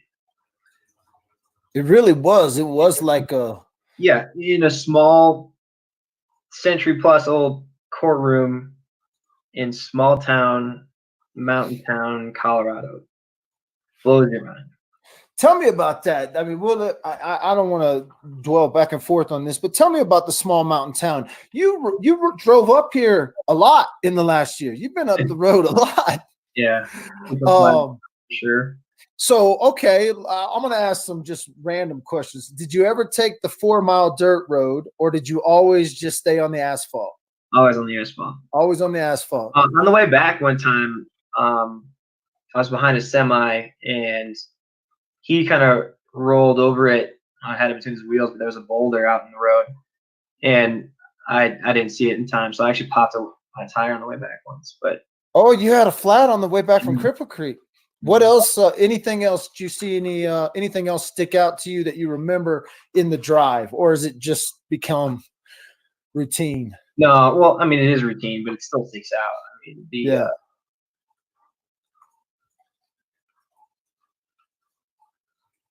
Sam froze. Sammy froze. I don't know if he froze on y'all. He froze on me. There we go. No, you're back. A lot of times when we were going there, it was so early in the morning that it was still dark. Yeah. So you get the lights of Cripple Creek, and then you wake up and you get a pretty nice sunrise. There's that little. It's not a cave, but it's on that pass. Oh yeah, the tunnel. That's the old tunnel. That's the old pass, the old railroad pass. Yeah. So I've driven past that. I mean, that's really cool to see it. I like the woodwork they got. Yeah. So you kind of just you recognize that when you drive by, kind of thing. Yeah, landmarks. What's your favorite restaurant in Cripple Creek? I mean, I can honestly say there wasn't a bad place that we ate. I liked Maggie's though. Maggie's. Yeah, nice. And sweet. As this case went on, we'll just jump around here because everybody's back and forth. But as this case went on and the details came out, even with Krystal's testimony, when it got to trial, what was, I don't know, maybe it happened earlier than trial, but what was your biggest aha kind of moment? Like when you went from, when did you think, oh, this is they got him, or did you have that moment? Was there any point that you were like, oh, he's guilty and they got him before it was over? Or did you stay? I know you, as a journalist, you stayed open, but I'm talking about Sam here. Yeah, no, I mean, professionally, and I've said this a number of times, I did not want to convict him before the judge did. And I think a lot of people rush to judgment, and that's fine. You can have your opinions, but as a journalist, you really can't have an opinion, at least showing your work. For me, when you got to look at some of the search warrant stuff involving the cell phones, I thought that was interesting. And at the time, I didn't really understand it, so I went back to my cell phone expert, and it was like, explain this to me. And that's kind of what actually ended up doing that a lot, not just with him, but with lawyers and former detectives, and just because of the kind of secrecy involving this case. But anyway. Well, no, don't stop there. So secrecy, explain that. What made this case different? Why do you think, and was it secret? Like, first of all, is this different than other cases? Yeah, extremely. You look at courtrooms across the country, and they allow cameras in, and there's not a real kind of hush hush effort on the press, on the public, sealing affidavits. And I've noticed in Colorado a lot of jurisdictions will seal the affidavits, the arrest documents, and everything that comes with those. I mean, the search warrants even were sealed, and it was just it was like they were, not like they were hiding something, but like they were protecting something. And I think as you go along, it kind of makes sense. We did a story shortly before the trial arrived about no-body murder conviction rates. And that was one of the most interesting things we did, because I think a lot of people just automatically assume no body. How the heck are they going to prove that he's guilty of this? Actually, Patrick would find out, would say, hey, that's true. No body, no crime. Yeah, he was part of that thought process, but it actually is the complete opposite. And hearing that story kind of explained everything else. And this expert, who used to be a prosecutor in DC, said, look, prosecutors are only going to take these cases because they know they have a really strong case. It's like, okay, that makes sense. We have a good idea of what they have, but we don't know everything that they have. And then to hear it all come out in trial was like, that was a lot. I've told people that it's not that the case wasn't real before, but it became even more real twice. Yeah. First time was the preliminary hearing, actually 3 times. First time was the preliminary hearing. The second time was when Krystal Kenny was off the stand, and the third time was the jail notes. And for me, the jail notes were really kind of that take you over the finish line piece of evidence. I asked prosecutors about that. They thought the case was pretty solid as is, even before those came in. But to me, if you're aware and you're conscious of your guilt, hey, me personally, I thought the jail notes were a weak thing until I saw the jail notes. Like when I saw them and they released them, I began to think, oh, these are very strong, because this is easy to match to Patrick's writing. I have only seen a sample of Patrick's writing, and I was like, oh, this is easy. But the other thing I thought was weak about it was because, yeah, anyone in jail could come up with a story about, if that jailhouse snitch would have just gone and said, Patrick told me this stuff, nothing. But because he had it in writing, it all became something very, very special. And when I saw the notes, I then began to think, oh, they did have this locked down. Even if the motive of the other guy was to get some leniency, to get something, even if the motive in any way, shape, or form, they had this, these notes were detailed enough that I knew Patrick had written them, and just by a glance or two, And well, here's the thing too. So there's a projector in court, and so you see all that. So we saw that as it was happening, and having seen some of the stuff that we have for the better part of a year, I knew right away. And here's the other thing: it's not like the defense was denying that this was even. No. They were citing the admissibility of it. Yeah, but they were not fighting the legitimacy. Well, and that's even in the closing statements. I can't help it that he's an idiot, he's an idiot, So no, they didn't even fight the legitimacy of it. And so once you knew those were legit, it wasn't good at all. Yeah, and it wasn't even me thinking that they were weak that way. It's just that old cliche, we got him with the jailhouse snitch thing. No, they really did get him and lock in that case. Obviously, they had I think a strong enough case too. It's crazy, like, to think how not only Krystal's story was crazy at first, like, is this real? And I remember Greg Slater even said, this isn't logical or linear the way I'm telling this. He even said this just doesn't make any sense. But then all of a sudden, here's a piece of evidence that kind of backs up her story. Here's a piece of evidence that backs up her story. And to see them build that case, I'll be honest, it was a credit to Dan May and the team and all those people to see that happen, because I was worried in and out of what was happening, whether or not they were going to be able to get him. And so it was cool to see all that. Did you ever have any doubts? Doubts in the fact that he might get away with it? Oh, I mean, I think that's always in the back of your mind. I guess I didn't really have the fullest perspective of it until I started looking into those no body murder conviction rates. Yeah. And then once I heard that, I was like, okay, well, that's a really high number. It's 88%, which is higher than a normal. Anything. I don't know how to use that term, but a murder with a body as evidence. That's about 70%. So once I found that out, I said, okay, well, then I think they have a better chance. And here's the thing. Dan May's been a prosecutor for a very long time. And knows what he's doing. Were there questions because of the secrecy, the sealing of documents? Sure. I don't think, any reasonable person would not have questions, about, do they really have that strong of a case? Why don't they just show it all out there? This sort of thing. I didn't touch on it earlier, but I think another part of that was they understood that, okay, this isn't just getting Colorado Springs, Pueblo attention. This is not just getting Denver attention. This is not just getting national attention. It's everywhere. So in Tyler, you got to protect the option for a jury, and I was kind of surprised that they didn't want to move it, but nonetheless. Yeah. How much do you think social media played in the realm of the word being spread, of this case, or do you give most your credit to traditional medias?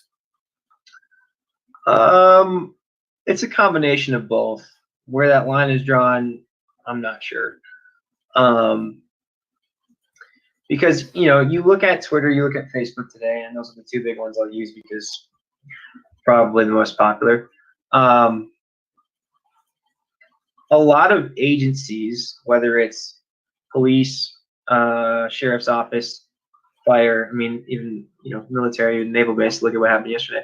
A lot of them turn to social media to put a word out, a first response, if you will. My biggest thing too is like Amber Alerts. Amber Alerts pop up on your phone ASAP. And then as a news agency, we try to flip that around into this exact same thing. I think whenever someone goes missing, social media today does more to put that person's face out there. For a television station, think about it in a true TV sense, we're only on certain blocks of the day. That's why it's been such a big push for digital, but also our social media.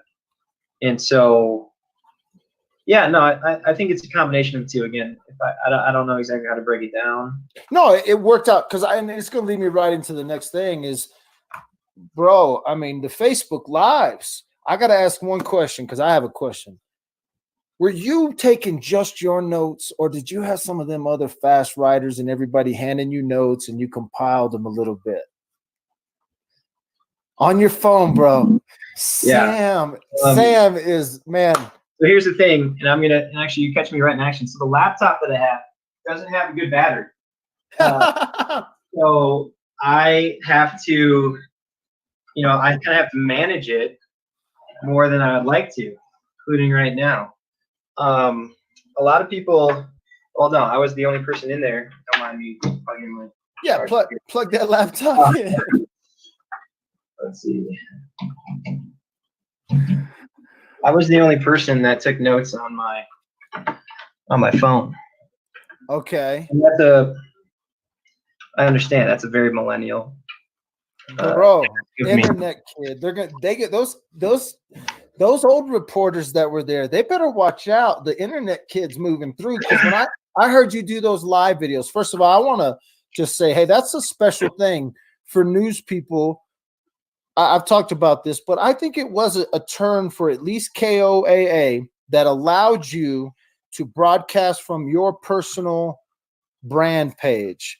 And you did some excellent live videos, but taking notes on the phone, that was it. Yeah. Yeah, it was my thumbs would start to go numb probably like day 6, day 7, give or take. And the days all kind of blend together now. Yeah, it's the afternoon, evenings, like your thumbs are just raw. So it was the fastest way for me to keep along. And kind of thing. And here's the thing, with the preliminary hearing, we were allowed to live tweet, and that was a shell shock. when they took that. Well, no, just tweeting everything as it was coming out. You couldn't believe it, right? As it was coming. Like, yeah. What am I even typing? Like, how is this? How is this even a? I guess I'm kind of young and naive to think that. Trust me, when you tweeted my name, if it hadn't been you, I'd be like, everybody's making this up. But then when you were like, they just called Michael Dalton as a witness, I'm looking at Twitter driving up the road going, that's crazy. So when you say she swung a bat and candles or whatever, it's a horror film. Yeah, it was crazy. And so to then kind of build that onto the trial. Oh, yeah. You're walking into the trial knowing, okay,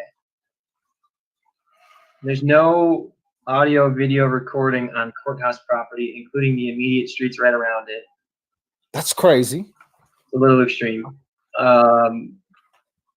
No live reporting. No, you're not. So to that end, no live reporting on property. So to follow the decorum order, you have to go outside across the street. And so what I did was I typed everything into an email, unaddressed. When I go outside, I type it in, send it to our folks, our Denver affiliate, and actually an Idaho affiliate. And so they were all operating off the same notes. Yes, and there's a lot. There's a lot there. So my thing is. So they got all those when you were reading from your notes, and you would like read the text messages. Your affiliates got all of that via an email right when it was easy. At the breaks. Yep. So that's kind of how that went down. And then you would read from those when you started these live videos. Yeah. How did you have to get permission for that? So before the trial began, we kind of discussed a coverage plan, which every station likely did. Yeah. And we brought it up, and I was like, "Well, guys, I don't want to work from sunup to sundown, like just kicking it every day." That's exactly what we did. Yeah, you did that anyway. It seemed like it was the best thing to do because, look, the powers that be have limited just about all of our resources as to how we can effectively report. Best case scenario, we would have had a live blog going the entire time. Like we did for the preliminary hearing. Yep. But that wasn't an option. So, you send back 4 emails a day, put out notes here and there. And I just thought, for me, like we could do, my boss was like, what do you think about a lunchtime live? And I said, well, that's the thing. Like you get live or you get lunch. It's both because it's an hour. You got to charge your device. For me, I got to charge my phone. eat, and by the time you get out there and you type everything on Twitter and on Facebook, it's like 10, 15 minutes in, and the judge only gives about 65 minutes for lunch. And then you still got to go back in through security. That's another thing too. Every time you go out to send a dispatch, you got to come back in. So, wearing slacks, dress shirts, sweaters, vests, and tennis shoes, because, my dress shoes or my boots are going to go off every time. I don't want to take them off every single time. That's just not practical when you're forcing us to go outside and back inside every time. So, it was a lot. But to get back to the vlog, if you will, we kind of had a discussion, and my thought was this: look, broadcast, we are limited by our newscast windows. Digital, we are not. And when the public is really being kept out of the courtroom, unless you have the means to go sit in, ditch a job or whatever, take PTO, or like me, get paid to cover it, you're not gonna hear everything. And here's the thing too: when you subtract the breaks, when you subtract the lunch, you got about 6 hours of testimony. And the judge was very adamant. Judge Scott Sells was very adamant about not going past 5 o'clock ever. Yep. Really. And so it's like, okay. When you subtract breaks, when you subtract lunch, you got 6 hours. You're packing 6 hours into like 60, 90 seconds at 5. Take a breather real quick. For me personally, 5:30 Q&A with Court TV. That was about 10 minutes long. Okay, take a little bit of another breather, charge your batteries a little bit more. 6 o'clock live shot with our people. Okay, everyone else is leaving. I'm still kind of hanging out, thinking about what I'm going to say. 6:30 Q&A with our anchors. And then real quick, depending on if we thought that the headline from that day is big enough or not, I would record what we call look live, which is, it looks like I'm live, but I'm not live at night, because you really can't tell. And so it's a long day. It's a long day. And then you got home and did. And then all those live shots, which there's about six or seven right there in the evening, you're still not going to cover everything. No. For instance, the day the jail notes came out, the man that went before him, who was the bloodstain expert, was actually pivotal to the case. He was, but he was completely overshadowed by the jail notes, because you see the jail notes and you're like, oh my gosh. But so something like that, it's like, okay, we got to get this out there. And so I thought of a video blog to do at the end of the day. We didn't do it for day one because day one was on a Friday. Yeah. So there was travel back and forth as opposed to just staying up there. I didn't do it for the day I was gone, obviously, but I came back and capped it. But we thought that would be the best way to give as thorough of a recap of what happened that day. Again, because there are such strong limitations on what we can do in the heat of the moment. If it was a perfect world, we would get everything out as it was happening. The video, they would have had a camera in there. True, we would have even been able to provide video and not just have to trust my word. I was there, I saw it, la-di-da.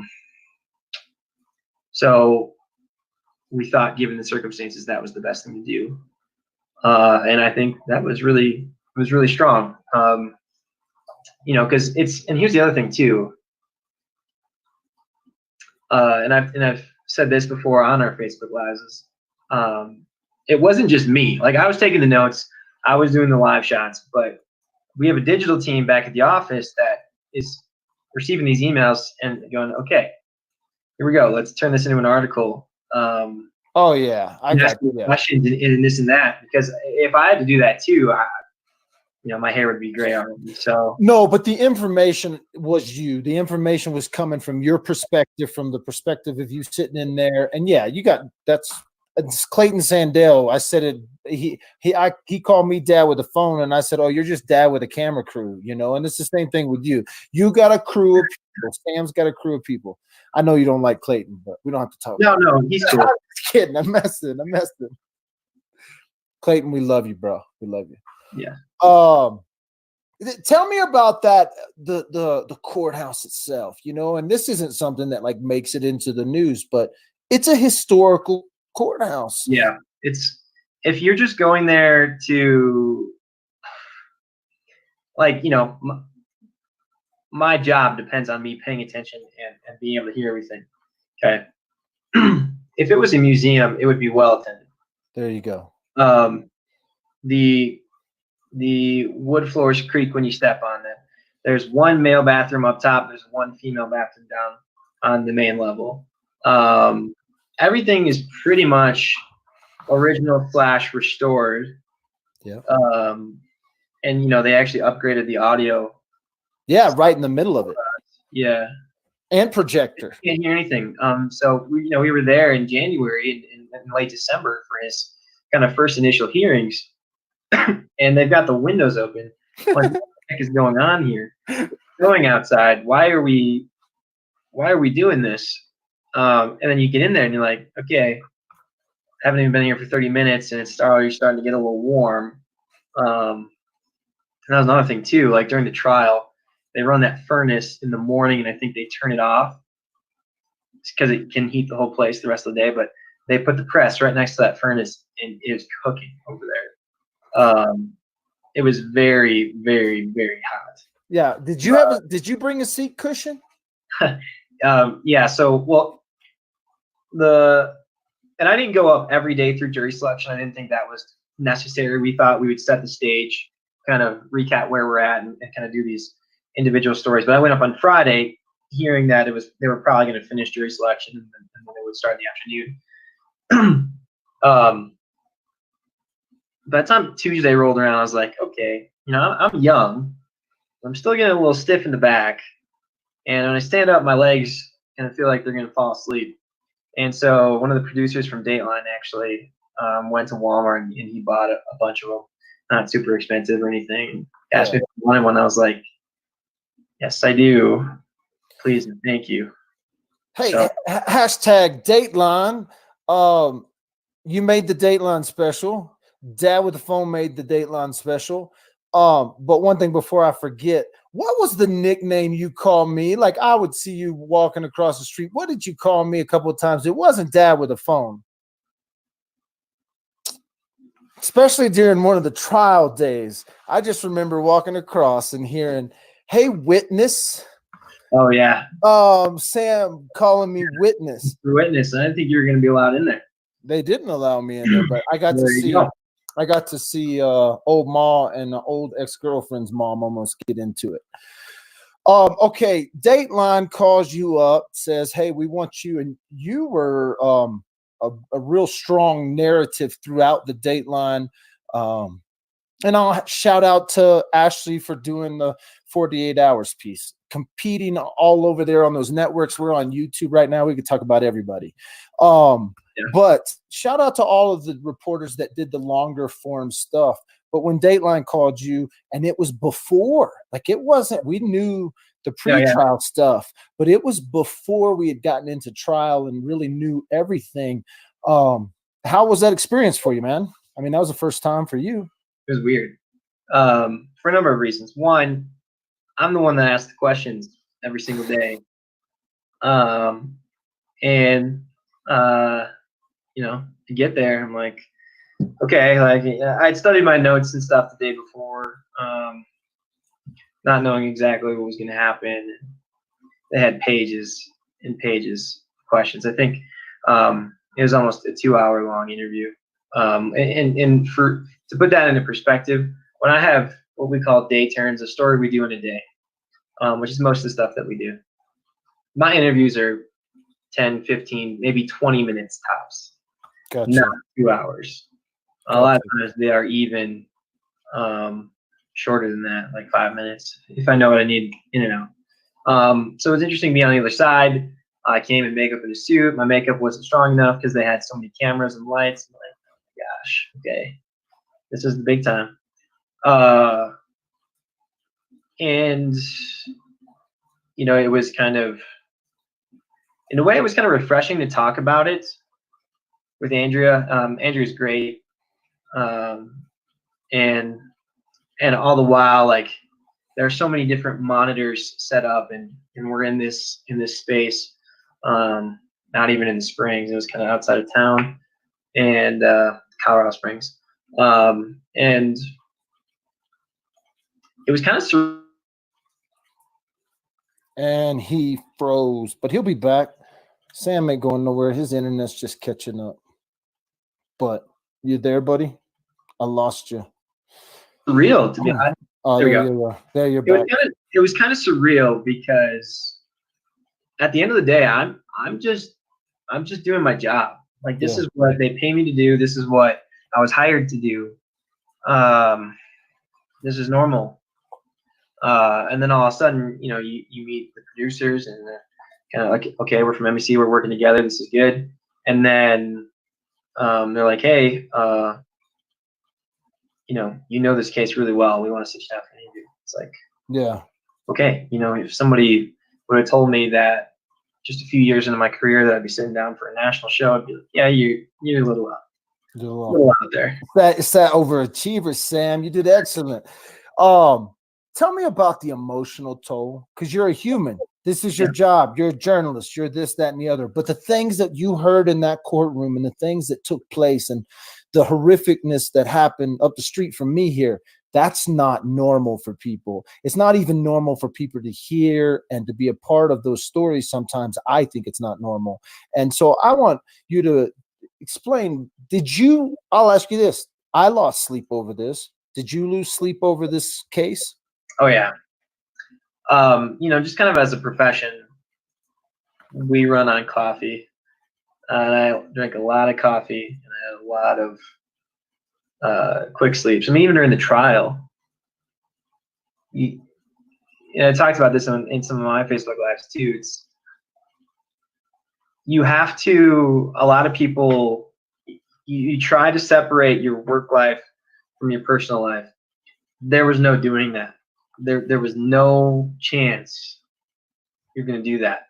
And again, I kind of set myself up for that because I asked to be on this case the whole way, which is fine.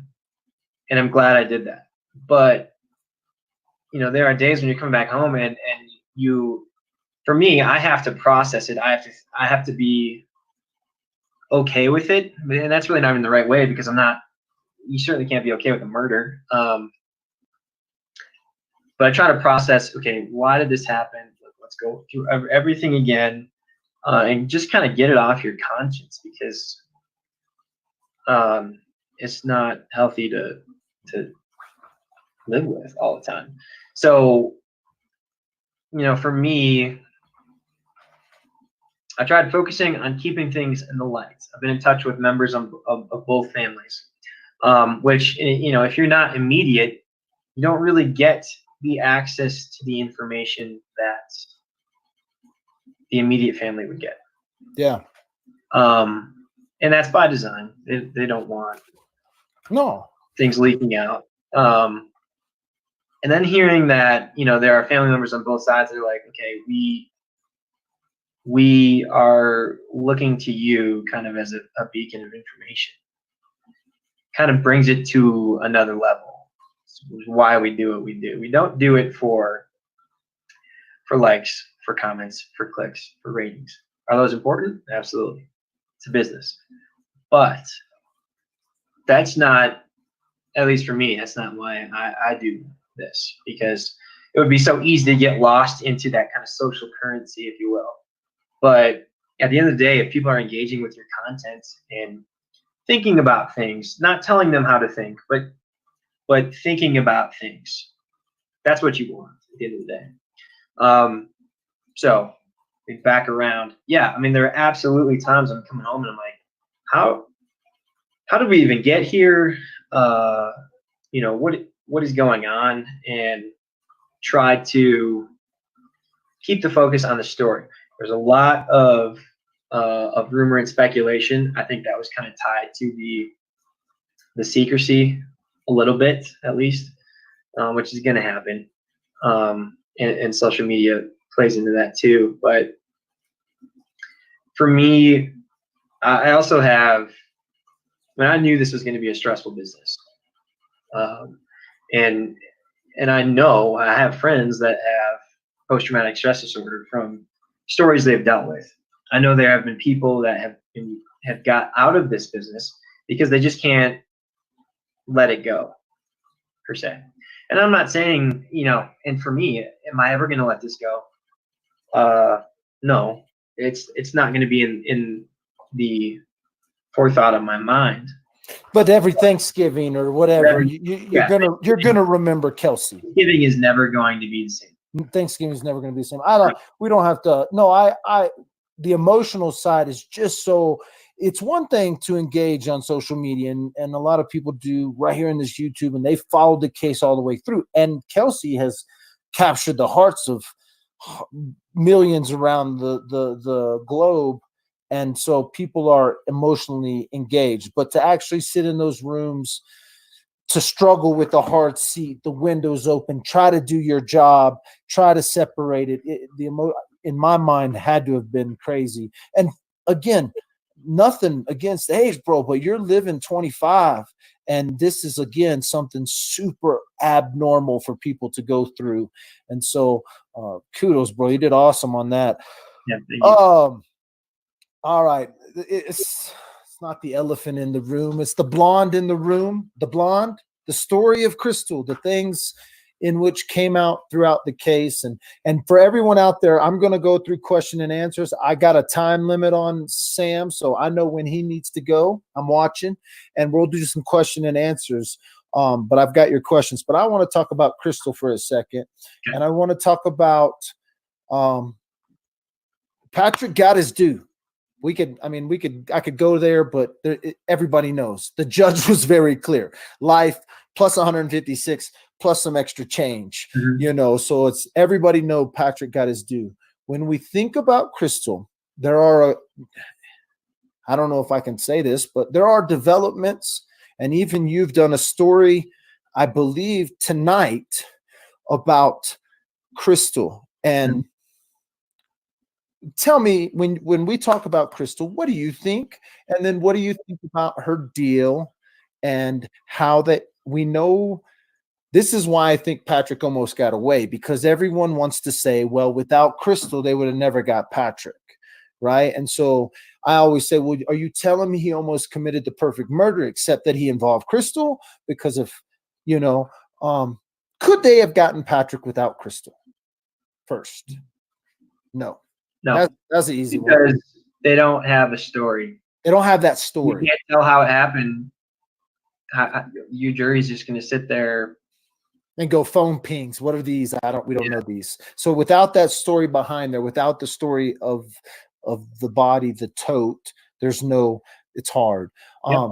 So then once we heard Krystal's story, once we saw the phone interaction she had with Patrick, from those, have you gone over those PDFs, the high-res versions of the phone interaction, that they showed on the whiteboards? Yeah, we saw it in court. It was more detailed, I guess, because you got to see the entire report from Special Agent Kevin Hoyland. So you got to see actually where the phones were. And then, but more important, one I'm talking about is kind of like, she had long conversations with Patrick between Idaho and coming here and cleaning and all those things. And there's some, not speculation, but there are experts out there that may have a spin on this differently. And I just want maybe can you talk about that? As far as? Yeah, that stuff we talked about earlier and about what you think about Krystal, and then, kind of contain it with Krystal. Yeah, so and we did the story today, and I knew it was going to kind of be a bit of a hot button issue. Let me just put that out there. We like hot button issues here, by the way. Yeah. Click like and subscribe right now. I'm just messing with you. No, I So the story today, and kind of talking with some advocates and kind of people that are paying attention, they have pretty good reason to believe, and I sat down and talked to them for about an hour today, that whatever sort of relationship this was between Patrick and Krystal was that of domestic violence. Let me put the asterisk on it right now. I'm not saying that is an excuse for her to do what she did. Fact is, it's not at all. But some of the behavior that she exhibits, some of us from the outside go, how the heck can you drive 12 hours one way so many times? How do you do that? As a nurse, supposed to be pretty upstanding. You take an oath, something of that nature. How do you do this? How do you not speak up and stop this? Because ultimately she could have stopped it. And that is something that she's going to have to live with for the rest of her life. Plea deal aside, prison time aside. That's a guilty conscience. And you don't put time on a guilty conscience. To that end, I think I'm with you. I'll ask a question to mix in here. Yeah. There's a lot of rumors. Everybody's talking on the internet. Everybody's screaming about this, that, and the other. But when it comes to the maximum sentence, it's in my understanding, unless there is some super intervention from somewhere else, it would have to be some crazy intervention from somewhere, that the judge is kind of bound to a 3-year maximum by the law. Yeah, that's correct. He already accepted the plea deal. There is no trial. There is no nothing. So if the crime is found to be aggravated, and for the crime to be aggravated, let me back up. Lots of check boxes. Yeah, there is, again, the only crime that we're technically talking about is her moving and then destroying the cell phone. Yep, exactly. Okay. We're not talking about the crime that Patrick's have been charged with. And I know that she cleaned it up. I know that she was there for the fire. She could be, if they really threw the book at her, she could be facing attempted murder several times. Accomplice after the fact, accessory, almost on and on and on. Yeah. So she could have been facing a lot more time, granted. But the only charge that she has in front of her is the single count of tampering with physical evidence. So that is why it's going to be interesting to hear her attorney talk about it next year. The fact that, for the crime to be aggravated, and I remember Dan May saying this at some point, it's as simple as the crime happening inside her home, her being Kelsey's home. So did Krystal have Kelsey's phone inside Kelsey's house? To my knowledge, no. She went over there afterward, but did not. So it's going to be interesting to kind of hear that motion, that legal brief, whatever you want to call it. Because, the prosecution, I have to imagine, they have, Dan May said that she deserves every single day that she gets. And he kind of walked it back saying, we'll talk about her sentencing at that hearing. But, they threw the book at Patrick. Why would they not throw the book at Krystal? Yeah. Oh, Judge Sells is, and I have this again, insider maybe info, even on other cases here, Judge Sells is a very strict by the book, no nonsense. He's getting people's attention. Let's put it that way. There are people taking note that Judge Sells is handing down sentences that are no nonsense, not only just in Patrick's case, but in other cases. And so, but legally he has to get to that, and the judge has to be able to explain why he's adding the aggravated. He can't just say, I'm adding the aggravated. The judge has to actually make that argument, and there'll be argument from the defense and the prosecution on why he should or shouldn't. But yeah, the prosecutors will argue, and the judge will rule in agreement, or against. But so I mean, if it's not, at most she faces, I think it's 18 months, which in the grand scheme of things is not a lot of time. And it doesn't even carry a mandatory prison time. So Could be 18 months county jail. Yeah. yeah, but even that, I mean, It doesn't. You could probation. So Yeah. I don't. The reason. So I understand. A little bit of both of what we there, the domestic thing, and the judge is bound by the law. And so I kind of just, I know you get questions, I get questions. He's bound by a law here. He can't just throw out the sentencing laws. And so he's bound by those laws. She will have a hard life ahead of her either way it goes. Yeah. I don't think it will ever change in that. But do you think there are things that there are things that are pressing at people? Do you have a feeling either way on maybe where the remains of Kelsey were dumped or gotten rid of? I think I think the landfill search, the needle in the haystack saying that was pretty much verbatim what they were looking for. But then to hear, I think it was former Commander Chris Adams, he's now a CBI as an agent.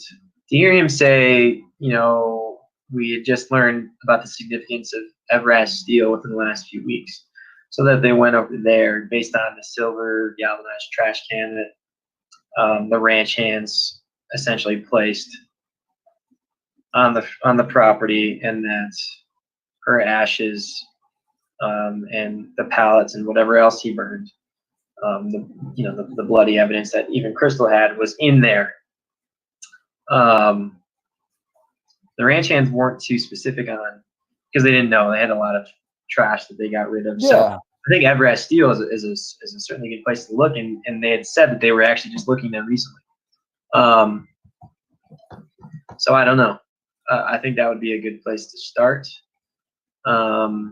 because in reality we don't know the thoroughness of that fire. That's kind of a nasty thing to say, but it's true. I mean, Yeah. like a human body is easy to burn, and we don't know. The only person that knows how thorough that fire was is the guy who's going to be in prison for the rest of his life, unless there's a miraculous appeal or something like that. But yeah, my first thought would be Everest Steel. Of course, based on some of the testimony that we heard, Tyler County is a vast, mountainous, remote area. And imagine if you grew up there, which I'm pretty sure he has since a young age, not his life, but since a young age, you're going to know that land better than anybody else is going to know that land. So, the only reason they looked for the landfill in the river is because Krystal says that's what Patrick told him. Yep. So, I don't know. My short answer is I don't know. No, I got you. No, I'm with you. So let's switch gears here. Let's see what we got going on here. I know that this is a little different on YouTube. We're gonna pull some questions real quick. I had some come in earlier. By the way, I can go probably another 20-25. We'll extend it a little bit. Look at that. Sam just gave me 25 more minutes. Well, then I'm going to go a different direction. My answers have been a little long, so that's kind of on me. I like a long answer. Personal question. Sam, not married. You got a girlfriend, Sam? I'm not answering that. Ooh.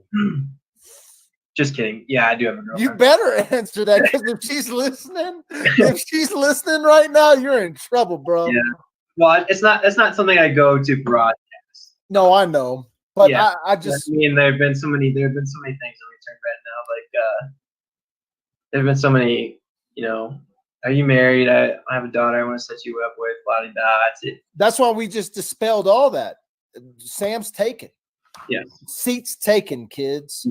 No, and so how long you been there at KOAA, and what's the culture there compared to some of the other news stations? Well, you've only worked at one other, but in the area, kind of, do you like it? You like your business? You like your job? Absolutely. It is the best place to work in town. And I don't say that to be competitive. It's true. Our building, our facility is phenomenal. It's so there are market rankings, right? And New York City is number 1. Okay. Number 2, Chicago is number 3. Denver, for comparisons, like 12, 14, give or take. Top 20 at minimum. Okay. And Colorado Springs is like 85, 88. We're actually growing. And it's the Colorado Springs Pueblo market. Of course, we span forever. Yeah. So it's we'll call it mid-major. As far as mid-major stations go, there is probably no better station than ours for so many reasons. One, the building that we are in Colorado Springs is incredible. It actually used to be a Boeing building.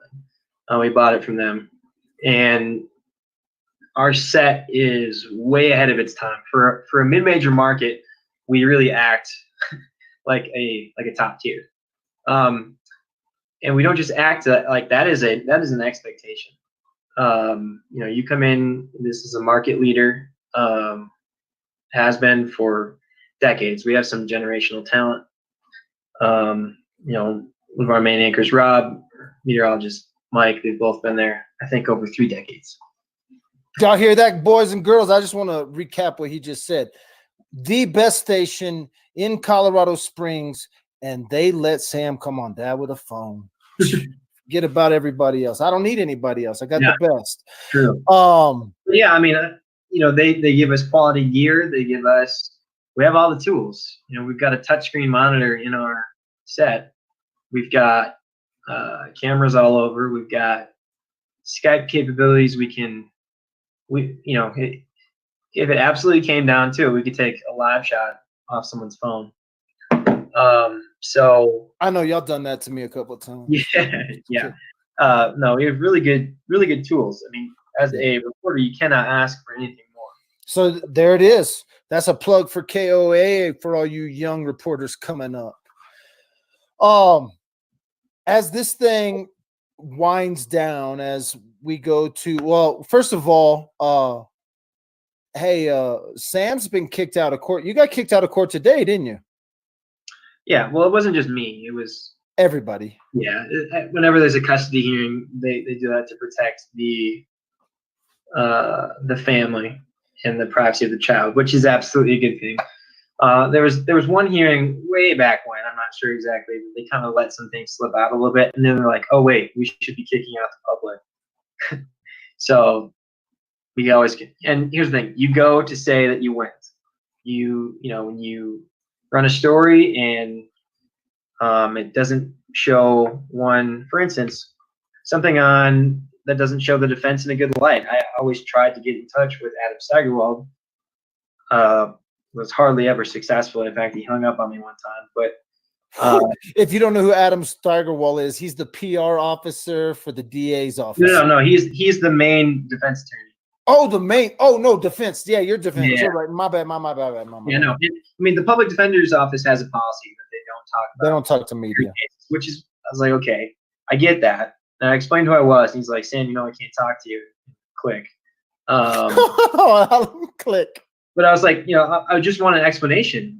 I'm not looking for an interview. I just want to be like, hey, do I have this right? Do I understand this right? You're trying to verify something that you thought you heard, thought you listened, and they wouldn't even give you any verification. Because this is complicated, and everyone doesn't want to talk because everything's under seal, and so it was hard for you guys to do your jobs.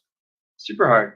Yeah, it was super. And when I say do your job, you do this under the constitutional oath of we have an open court. And this is why the news shows up, because the news is kind of or the traditional media has been the eyes and ears of the people in that open court scenario.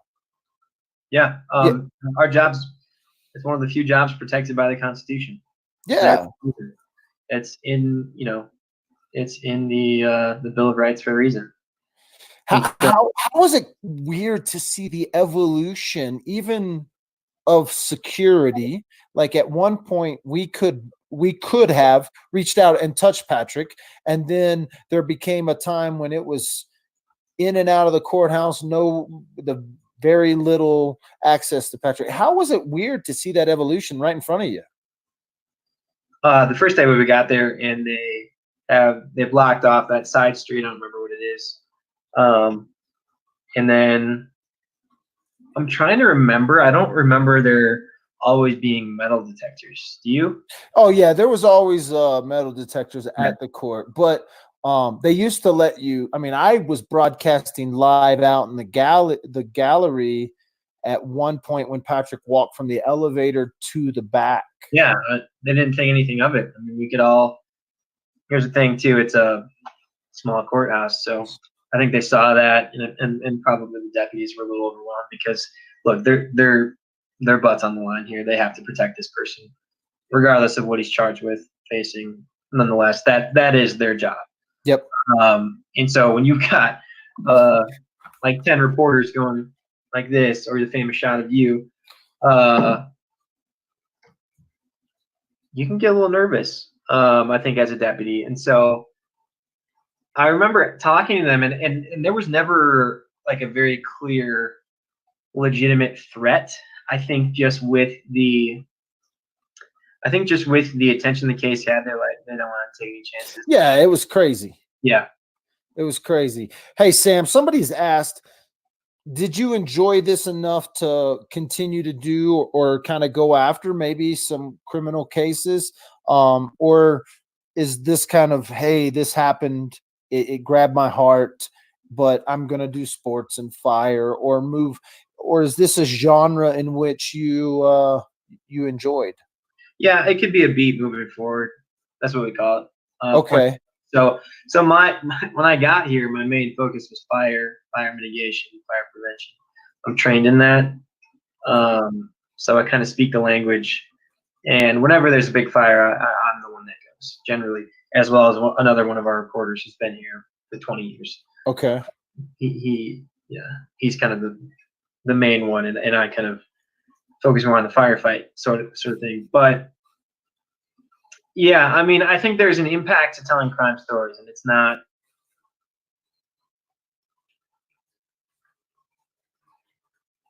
And we froze, but he'll be back. He didn't go nowhere. It's just the interweb trying to catch up. We're trying to break the internet tonight. Yeah, there we go. We back? Yeah, we're back. We're breaking the internet tonight, buddy. Yeah, exactly. I don't. I think there's an importance to telling crime stories, and it gets back to ensuring that the criminal justice system does what it's supposed to do. And I say that under two lights. One, if Patrick Frazee really did do this, he should be held accountable. Two, if he did not do this, he should not spend the rest of his life in prison. And in the balance of that are families, and families that, absolutely are dealing with worst case scenarios on both sides. So I could see that being a point of focus. I'm a very detail oriented person. So yeah, that could be something. You're moving this way. You liked it. You're detailed. You're going that way. I don't like that someone is a victim of crime or anything, but I think I like the role of telling the story of what happened and how something plays out on the legal system. So, gotcha. Oh, let's see what else. Hey, Sam, I'll open this. You got any questions for me? I know you ask a lot of questions, but I want to give you at least an opportunity. How's it feel for you now that it's done? Not done, but mostly done. Yeah, like for me, it's crazy. I've been still trying to focus on Krystal and trying to wrap my head around how I know how she got the deal, because they didn't know what she knew. and like she didn't even say anything to them until after she had the deal. So I can understand how she got such a good deal. But it's been interesting for me to watch the actual judicial system work through things, and then now that it's over, I'm I'm gonna breathe. I'm gonna go on vacation or something. Go to Florida. This whole internet thing, whether people believe me or not, it wasn't like I thought this was gonna happen. I didn't think I was gonna follow a murder case. If you would have asked me a year ago, I was reporting on deer crossing the road and some crazy politician or something, you know. And so people have asked me to look at other cases just around town, and there's some interesting cases around town, and I probably will do that around here. But since it's over with, I want to celebrate Kelsey. I want Kelsey's memory to live on. So, and you and I know that the stories aren't done yet. There are still people out there that are going to tell this story in their own way, whether it be a major network or whether it's a blogger or a YouTuber or somebody. And so there's still people that are going to continue to tell that story. I do feel a little bit of making sure that, like, I'm not going to, I've said it here. There's other places that have contacted me, and I want to help them tell that story accurately, just like you've been able to do. That was something that you said today in just a little clip I saw, and it was you wanted people to relive as close to as possible as what happened in that courtroom, and that's what you were doing with your live videos and going through with your notes. And I think that's an important thing. And like I said, we're lucky to have Sam here in Colorado Springs, and the reporting that did go on. It's hard, man. It's hard for me. And, you know, I got kicked out. I didn't get to go. I didn't get to go to trial. I got kicked out of a couple of hearings because I was on the witness list. No matter why I was there, why that all went down. I heard a little bit in those closing arguments, and I saw a little bit on the screen in those closing arguments. And I had as close a touch than anyone that was kicked out had to the trial. And man, I don't know if I got the emotional wherewithal to be able to hear that stuff. I told my wife that, you know, they think they kicked me out, and I'm like, maybe I just wouldn't have been able to handle it, you know. And because when I ran out of that courtroom, when they said guilty and I ran out of that courtroom, I just wanted to scream. I just wanted to shout. I just wanted to be. And I know that if I had to hear Cheryl Bear's testimony, or if I had to hear Kelsey's father or brother, or I don't know, I'm just, because I'm not held to the same training and standards. So I may have gotten in trouble myself. So I don't know if I'm built for all this crime stuff. Now, let me be clear. You know, I went to journalism school, but there's nothing in journalism school about how do you emotionally handle something like this. You know, there are tools to write and do you guys have this? You mentioned colleagues and other people that have gotten PTSD from stories and stuff like that. I don't know if those were war stories or stuff like this, but does the news have a therapist? Yeah, I mean, that's available if we want it. Gotcha. And another thing too is a lot of our therapy is kind of talking to one another.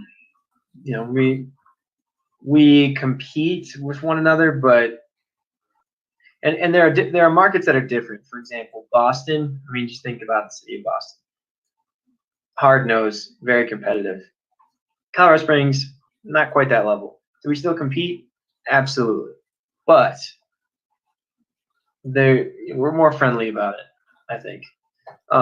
You know, and I have friends that work at other stations. Ashley at KK and I are really good friends. And a lot of times during the trial, we would just kind of chat after we were all done, and like, okay, let's kind of vent about this, or what we think about it, because that helps. I think kind of talking about it gets it off your chest, off your shoulders. For me, I didn't even realize it, but talking through it at the, you know, in these Facebook Live recaps, I mean, at the end of the day too, kind of it not only freshens your memory about everything that happened, but it lets you kind of put it to bed. in a way, at least for that day. Yeah, absolutely. So Until you heard that next section or something. yeah, Yeah. like going and going. Yeah. How's the interaction been on those things, man? Because you open yourself up. Yeah, like I said, we kept it pretty straight and narrow on the line Gotcha. until the end, because I think people wanted to know, and that's fine. I think it was crazy. I didn't, some of those videos got, and this is not something I was paying attention to. A lot of times I'd go back, read comments, try to answer. Bro, it's okay, man. It's okay. You can. No, really. Just I'm like, I got pages on no, exactly. to go through. When you're old and gray, bro. When you're old and gray.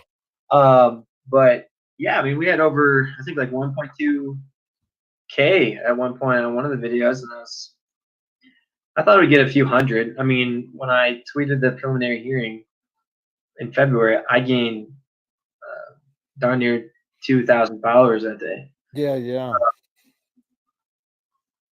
The world is a funny place now where we are connected. We are so close to each other, even if we're so far away. I mean, so it is we are infants, and you're younger even than a lot of main reporters. Like, you're younger than a lot of main reporters. I guess not. I mean, Ashley's young. I'll be honest with you. I thought all the reporters were young blondes by turning on the TV. And so to see a refreshing guy on there and have a different aspect, I think it's a good thing. And so I don't know, but you're younger than most. And then to be put in this thing and to see it happen, we are infants and in this whole live television. I mean, we got people watching now, whether it be 300 or whether it be 2, the audience has changed, but it lives forever. Mm-hmm. And that's where, like, I look at this, and I had this epiphany. I had an epiphany yesterday about this. There will come a time in Patrick's life that they may let him watch YouTubes in prison. There will come a time when he may be able to listen to blogs in prison. We're not that far away. They got TVs, they have radio, they have the traditional mediums, but there may come a time when Patrick Frazee, in his lifetime, at least, and other prisoners will be able to listen to the lives and the YouTubes and the news broadcasts. The news broadcasts, they already get to see some of that stuff. Mm-hmm. Yeah, but there'll be a time when maybe Patrick tunes into Dad with the phone and says, what the hell was this guy saying the whole time, or whatever. But either way, I'm going to let you go, but I got a couple more quick questions about this case. Yeah, go ahead. I say Oma, Mrs. Frazee, Sheila Frazee, when the initial preliminary hearing and they called her as a witness and she said, I'll only testify if you give me immunity. What do you think she needs immunity from? Or do you think it was just because she knew what was probably happening?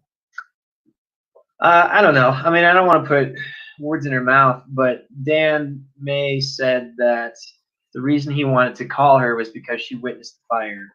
And I think she said something about the size of the fire. Why would you be having such a large fire?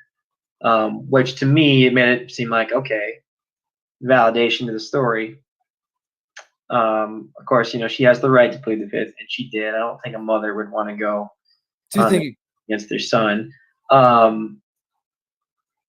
But then you see her information written down on the jail notes, and we know Patrick is somehow involved in getting this inmate out of, getting him bonding or bailing out. And her numbers are down on the notes. It's like, why are her numbers on the notes? That's something that they're still investigating those notes. So we'll see what happens there. So you're saying there's a lot she could be, or there could be it could just simply be mom doesn't want to testify against her son, but then there is the little caveat. Her number does show up on the notes, and there are some very strong allegations on those notes. Sure, absolutely. Yeah. And so there could be additional crimes. So I could see that. Yeah. And then only because he was brought up in the case, he testified in the case. Sean Frazee testifies about his brother's whereabouts. He doesn't really testify against his brother. It's more about his, isn't it, in my frame of what I have info is, it was more about when he showed up on Thanksgiving, a few things about where the car was parked, but Sean Frazee, in your mind, knew nothing of any of this. Correct. I know there was a lot of speculation because he works for the Colorado Springs Police Department. He was with Patrick on Thanksgiving. He was with Patrick when the phone came over. Exactly. So. The phone came over and they met in like the parking lot of the Five Guys. As far as I'm concerned, he doesn't want anything to do with his brother. That's what it really seemed like to me. And he's a prosecution witness. He's not a defense witness. So that tells you something. And I noted this in my notes. I saw it with my own two eyes. On his way out, he shot Patrick a pretty strong look and rolled his eyes. That I don't do that to my sister, who I'm really close with. So it's a very interesting family. I think I'll leave it at that. Yeah. There you go. Very interesting family dynamics. Hey, Kay, here's an internet rumor. Maybe Sam can shed some light on this because people have asked. Do you know who Tom Smith is? The Tom Smith that's been talking about on the internet?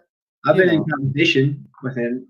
I've been in conversation with a lot of people, actually. How did you play off these internet folks or like the Facebook, social media? Because you did talk to a lot of them. Yeah.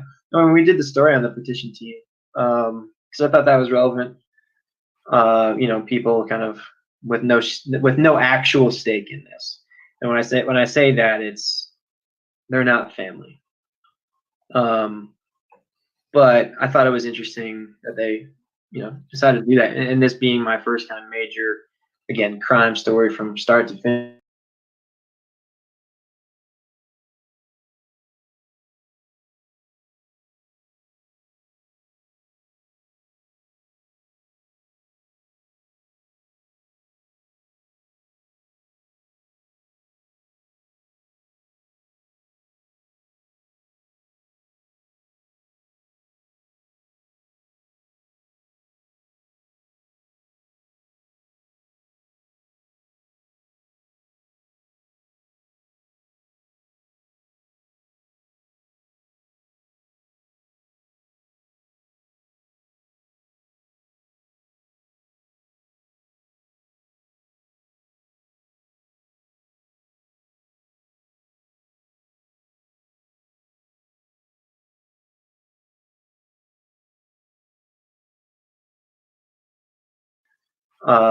People kind of with no actual stake in this.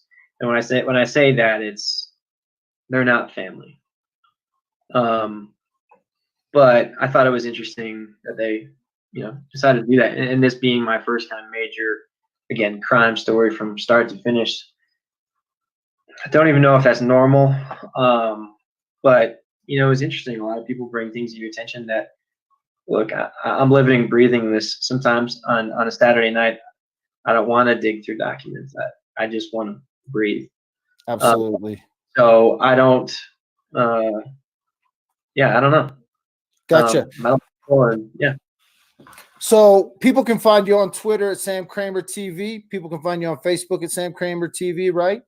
Mm-hmm. What's with the TV? Just because it's TV? That's when you meet or when you start with a station or an outlet, a lot of them have social media guidelines. Okay. So like my last station, it was more toward their branding. When I got here, they're like, just keep it generic. Oh, I got you. Instead of being Sam Kramer at KOAA. Yeah, like Sam KOA or something. Yeah, Like I got you. I got you. So that's where you can find Sam. He's been following this case all the way through. Man, I was surprised when you sent me that text and we're like, hey, they approved this thing. I had to send that email in and get corporate approval. You got a great boss, by the way. And so, hey man, thanks for coming on tonight. I know that people in all shapes and forms have wanted to ask this or that, but I think giving people just a debrief, a little chit chat here and there, it really helps them. Even these internet people cope with what they know happened. I respect you, man. You did an awesome job, and I know that this case isn't completely over with, and we'll see each other again. And but from the bottom of my heart, for real, man, I'm just literally a dad in my living room right now, and it's cool to have you, caliber of reporter that you are, caliber of journalist, and the coverage you gave will speak forever. Like Kelsey's children's children may want to know what happened, and I know that they'll be able to see that through some of the reports you made. And so thanks, man. Yeah, absolutely. Thanks for having me again. You were persistent, but that's good. Well, you guys don't come easy, bro. I mean, yeah, y'all don't. It's fun. I'm interested to see where. I'm interested to see more of you in Facebook Lives on other things. The way that you debriefed, especially when stories maybe don't get all the attention. And even in this case, I know you ran stories about Jepsy, who's still missing, and we don't have questions and stuff like that. And so I know that you can't cover every missing person and every missing girl, and this world is a dangerous place and got some evil in it. And we've seen some of that evil through the things that happened with the Kelsey Barrett case. But man, thanks for everything you do, bro. And I know these people watching, everybody on here loves you and thanks you for what you've done. Yeah, I appreciate it, man. Well, cool, man. Get some sleep tonight. We'll tune in to Sam on Facebook and Twitter, but then also go over there and smash the like on KOAA's channel, Facebook, and find them all there. So we'll see you later, man. Thanks for joining. Yeah, sure thing. I'll see you around. All right, we'll see you, bro. All right. We just closed up with Sam. We just closed up with Sam right here on Dad with the Phone. Thank you guys so much for joining this story, hanging with us tonight. I'm gonna kill some of this. Boom. I might stick on here a little bit, answer some questions. I hope that you guys enjoyed that little chit chat with Sam. I can get rid of these earplugs now. Y'all didn't even know I had them in the whole time. Drinking my tea. Thank you guys, for real. Everybody online tonight. I didn't watch chat a lot, man. I wanted to get some things in. I wanted you guys to get to know Sam a little bit, but I also wanted to just kind of listen. You guys know Sam's coverage. You can go check out Sam's coverage. We didn't need to go over every little detail of this case. I hope you enjoyed the interview. I really do. I want to do more interviews. Ashley. Maybe you want to tell me why KKK TV is the best news station. I'll have you on too, Ashley. If you want to join Dad with the Phone, Ashley, you know who I'm talking about. Fox 20. Laura, I'll talk to you about the case. You have a different perspective and came on. Call a dad up. You know what I'm saying? Sam is awesome. Dude, super pumped. Great little stream tonight. Thank you guys for joining. I think I'm going to kill this one so that I can get it up on Facebook. So again, thanks for joining Dad with the Phone tonight. You can find me at the links below, and you go smash on Sam's page, show him some love, let him know that you enjoyed tonight. Man, if you want to call, if you want to be, don't everybody call, not all of you call, but if you really want to thank, call up the news station, KOAA, call up their news desk and just say, hey, thanks for letting Sam go on Dad with a Phone. That'll be good. Hey, I'm going to be back on Facebook in just a little bit. I got some stuff we need to do, get this out there. This has been a great show tonight. Sam was an awesome deal. As always, thanks for watching. We'll see you guys on the flip side.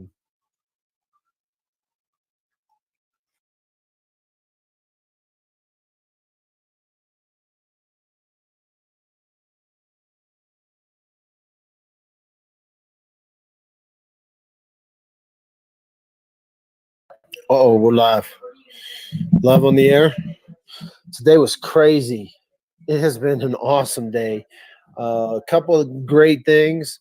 I feel like there's some closure, and I saw Dan May honestly believe that the appeals process with Patrick Frazee is just the automatic. You have to understand in Colorado, in a murder case, in a life sentence, it's an automatic appeals. So this doesn't surprise Dan May at all. And, you know, we'll see what comes of that. But he's like, they'll automatically appeal. If that gets denied, they can appeal to another court and another court. But each time it becomes less and less chance anything happens. And so it was cool to hear Dan May talk about that a little bit during the press conference. Let me talk about what happened today in court. One, I didn't tell you this, but I'm telling you now, I had the best steak and eggs I've had at Bronco Billy's Casino, bar none.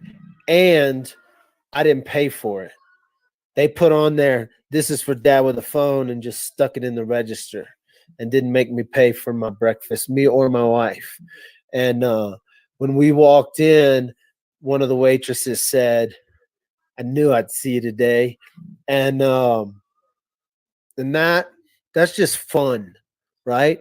That's fun to know the people in the community in which you live. And so I'm not saying anything crazy, but I kind of got like royal treatment from the ladies at Home Cafe at Bronco Billy's in Cripple Creek, Colorado. They got the best steak and eggs. They got the best steak. Their steak tastes wonderful, whether it's upstairs at the steakhouse or it's at Home Cafe. At Home Cafe, it's a lot cheaper, same cut. It's such a beautiful steak. So there you go. Boom. That wasn't solicited. They didn't solicit me to do that. I would pump that place. I was pumping that place before Patrick Frazee. I used to put up pictures of me and my family there for years. We've been going there for years.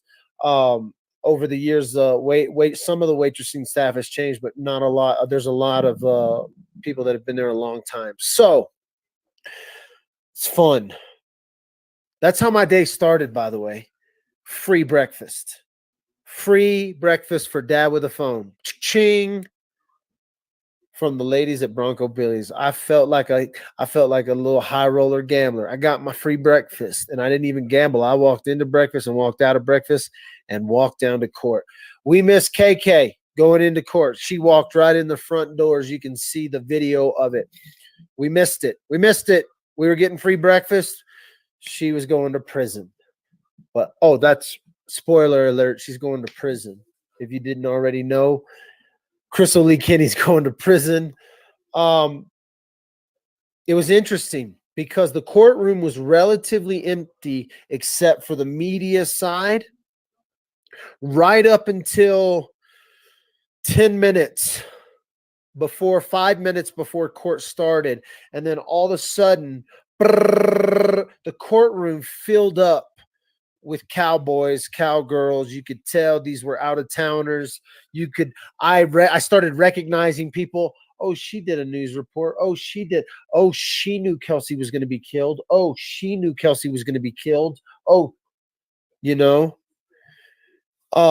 people walking in. Some people I didn't know. Krystal's sisters were there.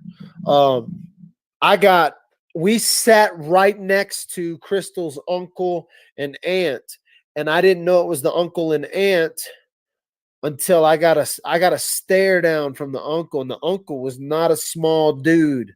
The uncle was not a small guy, but literally stared me down as I walked to my seat, or as he walked to his seat, he stared me down.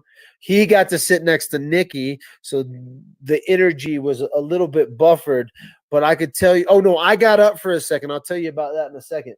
But so I'm trying to explain how the court all went today. If you're just joining, 10 minutes before the family came in, and a guy sat right next to Nikki, then a blonde hair lady, so on, a couple of people. I could tell you their names maybe if I had my notepad, but I don't. I'm telling you by memory. It was 100% Krystal's family, aunts, uncles. A row behind me, Krystal's sister, Krystal's cousins. A row in front of me, Krystal's therapist, one of Krystal's longtime friends. Another one of Krystal's longtime friends that goes back to like 4-H days when Krystal taught 4-H and stuff. Lots of people in the courtroom, probably 15, 20 people, 30 people. 1, 2, 3, 4, 5, 6, 7, 8, 9, 10. 30, at least 25 people there to support KK. The judge said during the trial or during the hearing that he received more letters than any other case he could remember, from people pleading, saying how trustworthy, how remorseful, all this stuff, indicating, you were put into this position by Patrick through domestic violence. All this narrative, they tried to spin this narrative of Krystal was way fearful, that she was way scared, that she was, doing this out of PTSD, fear, all this weird stuff. At the same time, Dan May's coming back going, bro, it was her idea to take the cell phones to Idaho. It was her idea. Like, he knows this information, stuff that didn't necessarily come out. It was her idea. It was her idea.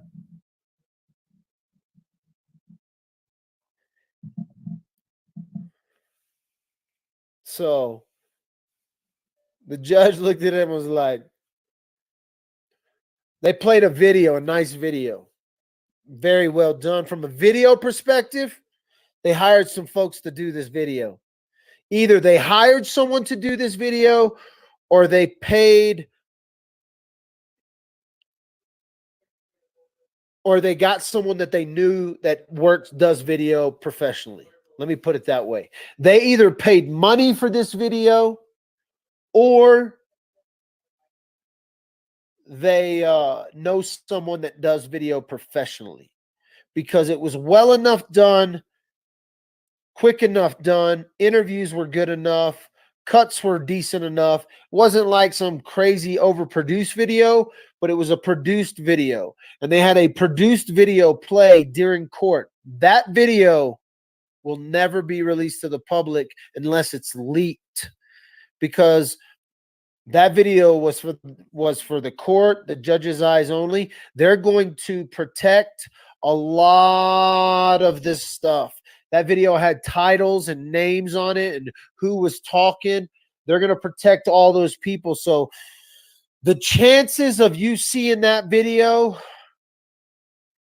probably the best chance of you seeing that video is probably if I release it.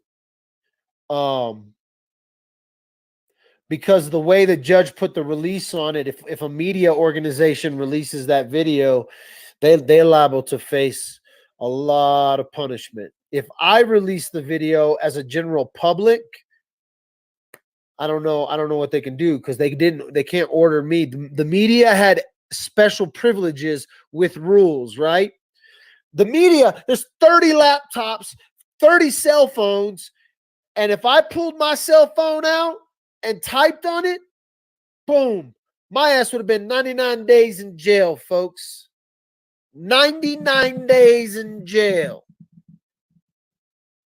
That's some craziness. How are you going to ban? They're going to have laptops,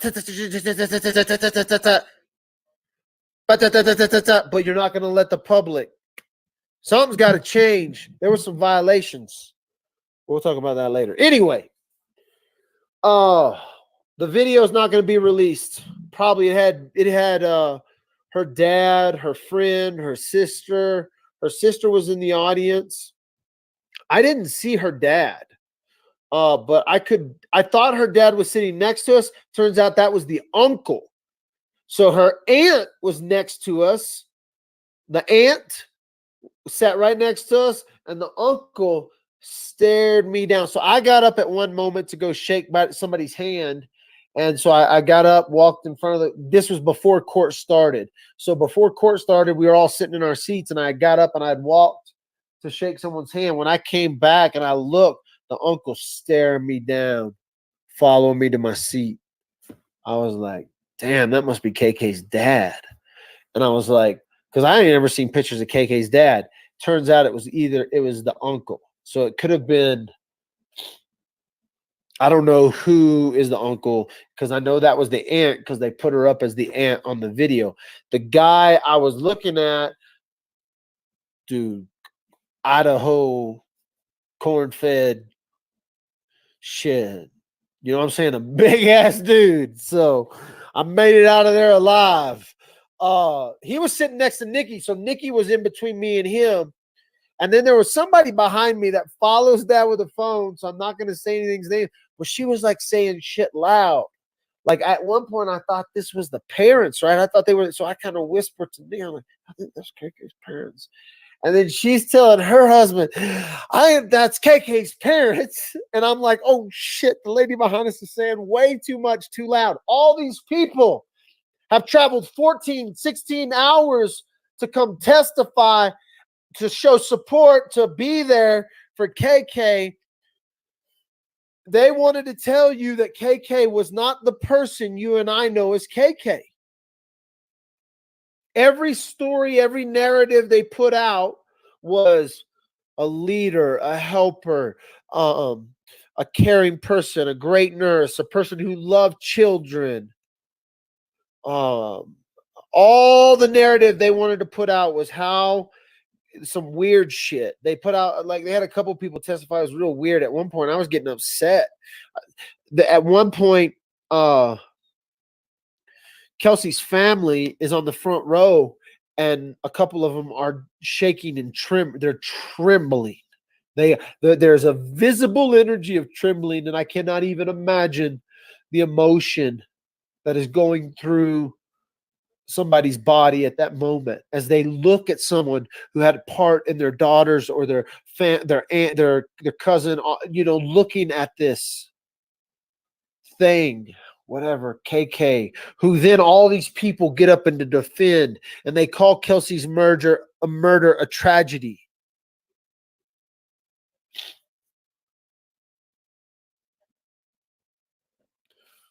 I'm telling you what, there was some energy in the room. Trivia question.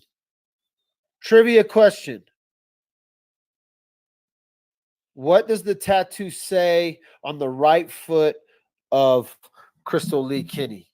If you're a sleuther, if you're a real sleuther, if you got some sleuthing chops, and you can tell me what the tattoo says, I'm gonna release what it says. But I'm gonna give y'all. I gotta verify it. So I think I got a very good understanding of what it says. I just gotta verify it before. But I think once it gets verified, if you tell, I don't know, I'm not gonna give you nothing. But that's some sleuthing right there. If you know what the tattoo says on the right foot of Krystal Jean Kenny, Lee, whoever.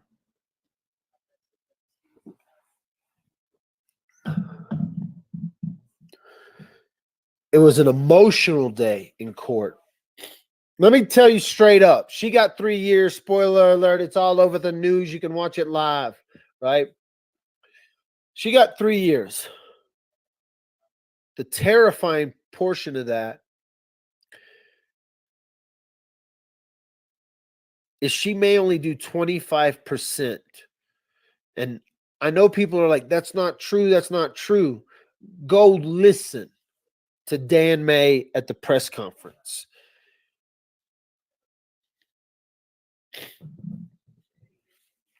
Dan May says that the Colorado judicial system is screwed up.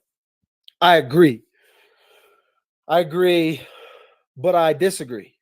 Like, I agree in the murder of Kelsey Barrett. Y'all screwed up with Krystal Lee. There are other things I disagree with when I see and what goes down in the judicial system. But Dan May, their hands were tied. The most she could get was 3 years. What? Oh, bond drop. Aggravated, not aggravated. Who gives up about the aggravated? That's pretty much what the judge said, because the judge says, nope, it's pretty much spelled out. I can do whatever I want up to 3 years. Now, I know, 1 to 18 months, that's tricky. Y'all should have had a lawyer read this shit. That's pretty much. So the aggravated, not aggravated, it really didn't matter. Now, whether or not it's official and they put it in the writing, the judge basically said, I'm going to consider this, and well, this paragraph here that you signed that I said to you, I quote, do you realize I could give you up to 3 years in prison? He said it straight to her face during the pre-sentencing when she took the deal. You understand, Krystal Lee Kenny, I can give you 3 years in prison. You know that, right? He said that to her in the trial. So aggravated, they tricked our asses. They were like, me and Sam both, they were like, I texted him. I said, the aggravated didn't even matter today. The judge basically said, I can do whatever I want up to 3 years based on this paragraph that's in my notes. Nikki wrote it down. I don't know where my notes are. Yeah. I want to see that book. I want to read that paragraph. The one, yeah. So Nikki's gonna bring me that here in a second. But based on this one paragraph in the contract that basically said judge can do whatever he wants, 3 years. 3 years. The aggravated didn't matter. It really didn't. They argued that it mattered. Make no mistake. Krystal Lee Kenny's attorney got up there and she put up an argument. And she's, Judge, I compel you. Judge, with all due respect to this court, with all due respect, Judge, I compel you. You have to do this by the letter of the law. No, pretty much not. Contract says, yep, pretty much up to me. Thanks. See ya. Maximum sentence, 3 years. I'm going to read it to you right here. I'm going to read you what this paragraph was that made the difference. He pretty much took the argument and Dan May says basically he ruled with us. You hear it in the press conference. Dan May already told you this, but I want to tell you what he ruled with, because Dan May didn't have no lengthy this. He was emotional and he had some emotional rebuttals, and it got emotional in there, people. The energy in that room with this pocket of people who are thinking positive, who want everything to come out, who want her to get probation or work comp or whatever. And then you got the other side of the room that's media, and they're biting at the chops to tell everybody, and they're just, typing away like a freaking not even looking up, just typing it. And so this is the paragraph they argued over. The potential sentence would be a sentence to the Colorado Department of Corrections in the range of 1 year to 18 months or up to 3 years in the aggravated range. Community corrections or probation, the actual sentence would be up to the court. The actual sentence would be up to the court. Yeah, the potential. Listen to this. The potential sentence, the actual sentence would be up to the court. So, when you read this, the potential sentence would be a sentence to the Colorado Department of DOC or the Colorado Department of Corrections in the range of 1 year to 18 months or up to 3 years in the aggravated range. Community corrections or probation, the actual sentence would be up to the court. Damn it, Dan. They should have had a lawyer look at that. So basically, the judge was like, yeah, I see all the verbiage up there, but you realize that's under the potential sentence. But you see the last sentence here that says the actual sentence or the actual sentence, that's up to me. That's basically what the judge said. He says, I'm going to take in everything I've heard. Boom, 3 years max. That's all I can give you, 3 years max. He would have liked to give her more. Now, he gives her 3 years. We all go outside. You guys watched it live. Dan May does a press conference. A question is asked. Will she do 3 years? Dan May steps back, says, I'm going to go on a little tangent here, so bear with me. I'm going up to the legislator. You know, I'm in this new election. In this election period, we're going to try to change some legislation. But he says the day she walks in today, the day she checks in, her sentence is going to be 1.5 years. 50. Bang. Cut it. Check. Cut that shit up. 3 years, 1/2. 50%. He said, but what's worse is there's these other conditions, other check boxes that if she checks any of those boxes or all of those boxes, she potentially could have a sentence of 25% of 3 years. He then goes on to say, I just sentenced the man for 10 years in an aggravated assault charge, and he got out in 1.5 years.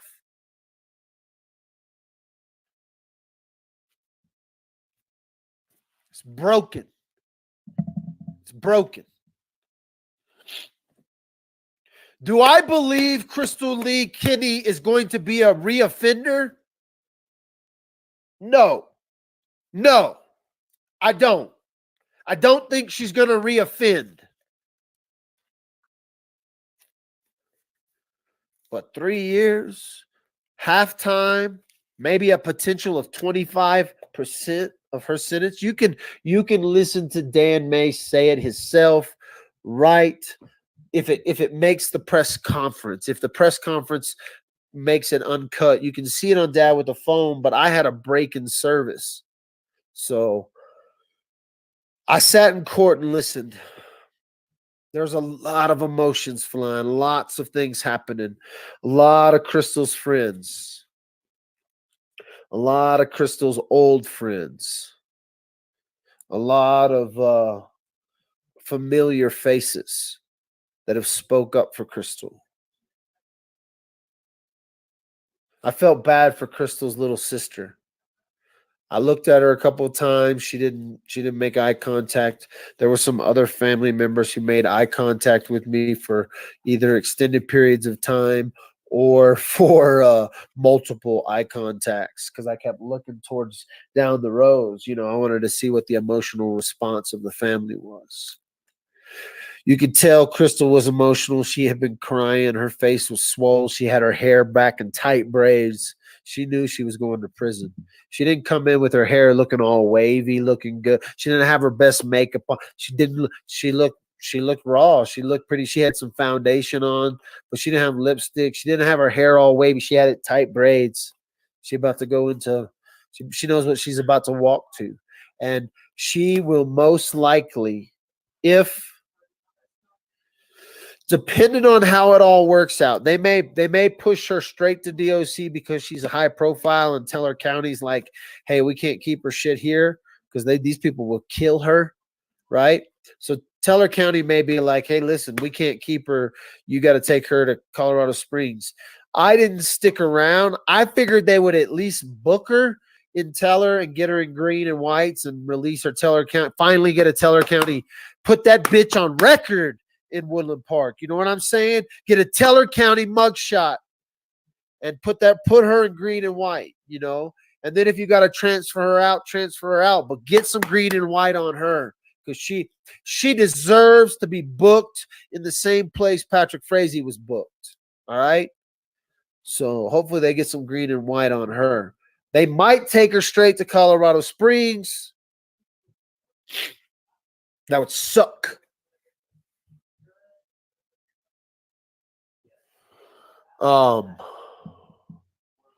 She should be happy. Freaking sick murderer. Frazee put that hit on her, so she's used to that. Shay, true.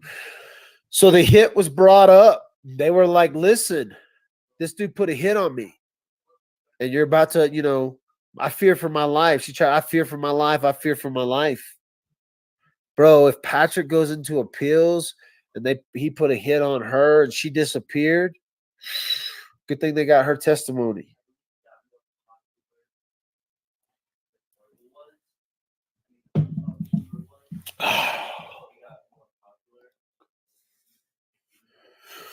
Omar was there. Omar was there, and she was there with somebody that's close to the family. I don't know if it's oh God, who is it? I wanted to say Sagal, but it wasn't. It's I should know this off the top of my head. I need to text Sammy. Sam, boy, I've been texting with Sam. I didn't see what our last text message was because he sent me some more. He was like blown away by the verdict. He was like, what do you mean she can do 9 months? I said, listen to Dan May's press conference. She'll serve 18 months and then parole. That's what you think, Ro, but you don't live in Colorado. That's the thing. You guys don't live in Colorado. Dan May said this is a Colorado thing. So you have to understand there are points in the Colorado DOC system. We are a prison state, kids. This ain't like any other system. You can't compare Colorado to Texas or New York or California. It ain't 50-50 time. He's saying she could get up to 75% of her time snapped off and she could only do 25%. Listen, he had a guy that was sentenced to 10 years, did a year and a half. Did a year and a half on a 10-year sentence. She got a 3-year sentence. She could be out in 9 months. That's just fact. Listen to the DA who's fighting legislation. He told us today, political statement, if I ever see one, boy can't be the DA here anymore, but he got in that political statement. I'm going to legislators trying to get this changed in our system. But yes, she could do only 9 months in jail. He said it himself, 25% of her maximum sentence. Me and my wife almost got physical. She like got visibly shaken. She was like breathing a little harder. She wanted to start. What? 25% of her sentence? It is simply the judicial system. It is simply the system. It is simply, you don't believe me? Go back and watch that shit for yourself. You can find it on Dad with a Phone. And if you can't hear it, listen to it. There's the two-parter. It's a two-parter. He goes off into a little political statement, but listen to what he's telling you, and it ain't looking good. She's going to walk in today, or when she walks into DOC, or when she gets her DOC number, she's going to walk into DOC, and basically her time's going to be split in half. She got 3 years. If she violated parole, right? If she got her time split in half and she got that extra year and a half of parole because that's her 3 years, they're not going to take away her 3 years, but she may do 9 months and then have 2 years of parole, right? And if she violates parole, she go back to jail, right? But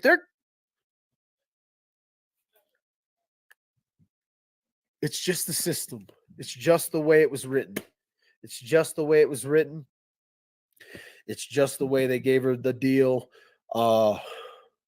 Now, she'll have to go before a parole board. They'll know what case it is. They'll have understanding of the case, and they can deny her parole. But the system is, if she plays the system, she checks these boxes. A lot of it is based on the check of the boxes. And if she checks all the boxes, the way Dan May explained it, 25% of her sentence.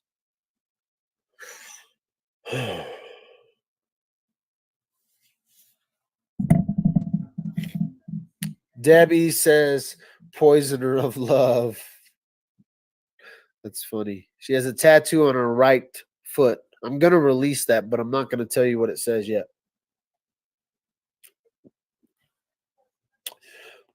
I want to see if anybody else. I got to talk with some other people. I got some other people on it, and once I confirm, I'm going to tell you. That's literally 273 days, 9 months, right? Is that about 9 months?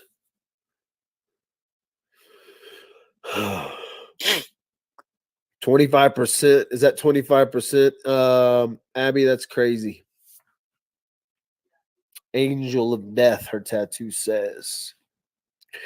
Check your phone. People are blowing up. Check my phone. Where's my phone?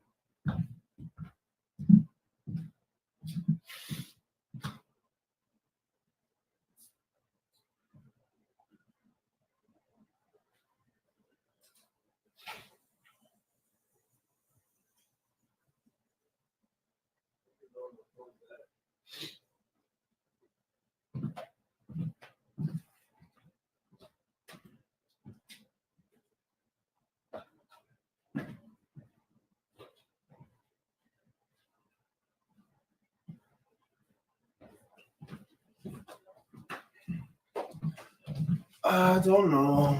I don't even know where it's at. I guess I'll check my messages. Did you Facebook me or did you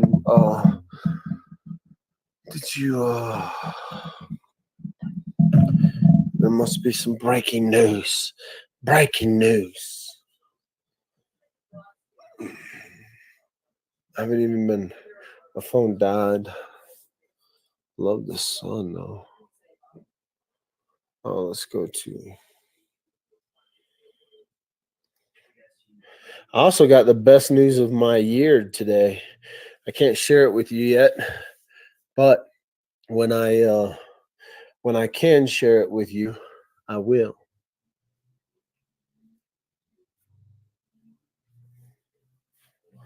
Because I never believe nothing until it's final. Once the contract is signed, I'll share it with you. Because I won't be putting out no false news. Check my inbox. 42 messages. Which one would you like me to read? Some lady told me she was at the court. I felt so bad. They came from out of town. They messaged me on Facebook. It said read, but my wife sees all my messages. Like she sees all my messages on Facebook and everything. And so if my wife read it, I might not have read it, or I might be buried, and so I felt bad. But they came all the way from New Mexico to this trial. They've been trying to hook up, but they're here for a couple of days.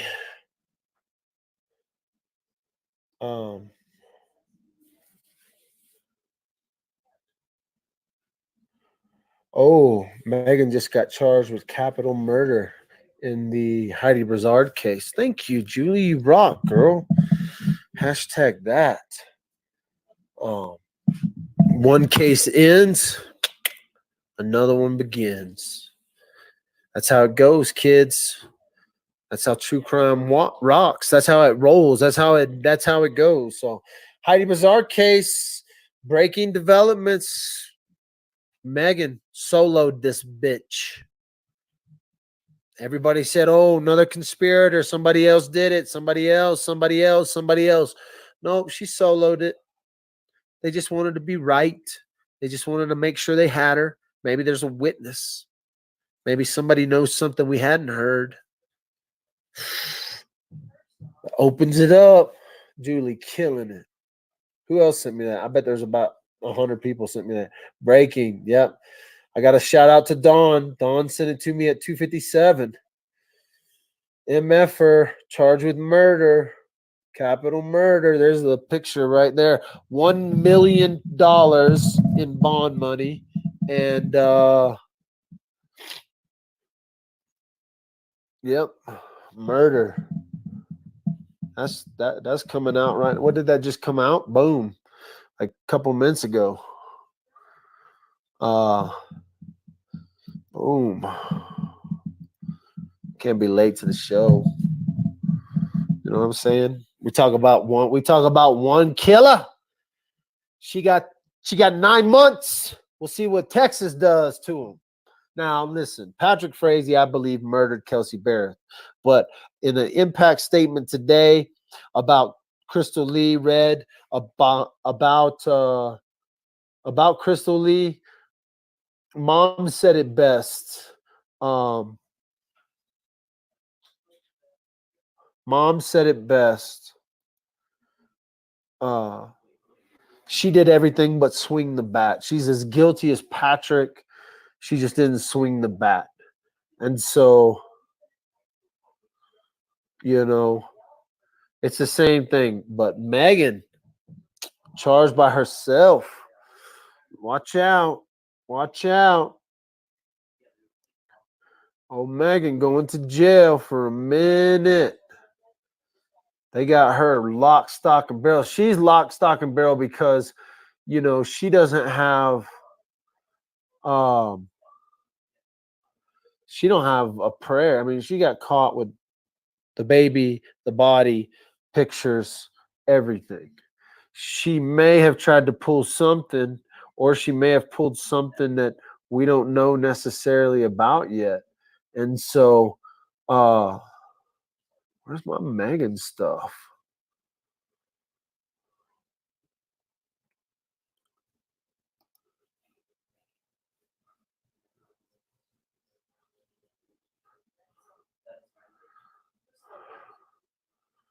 I'm looking for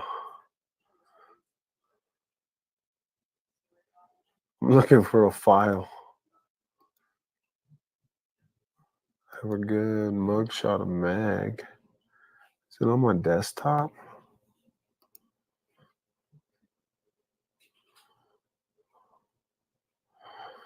Let's do this one.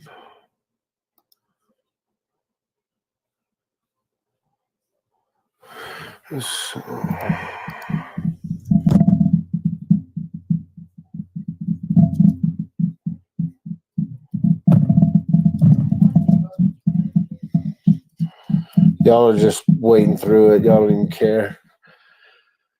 I just wanted to see these images. I want to see, what's her name? MFer? Munga. I don't know how she spells her name.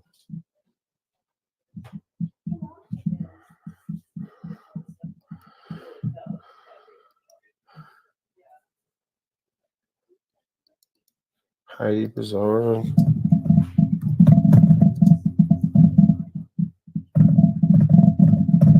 Can't see. There it is. Megan Fairmunga. They got her for murder. It's going to be interesting to see what happens in this case. Will she go to trial? Will she plead? Just breaking news happening right now. I guess they got her.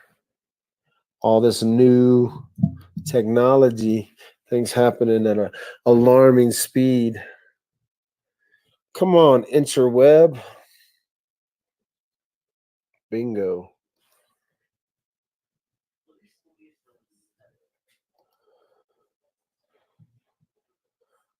Boom.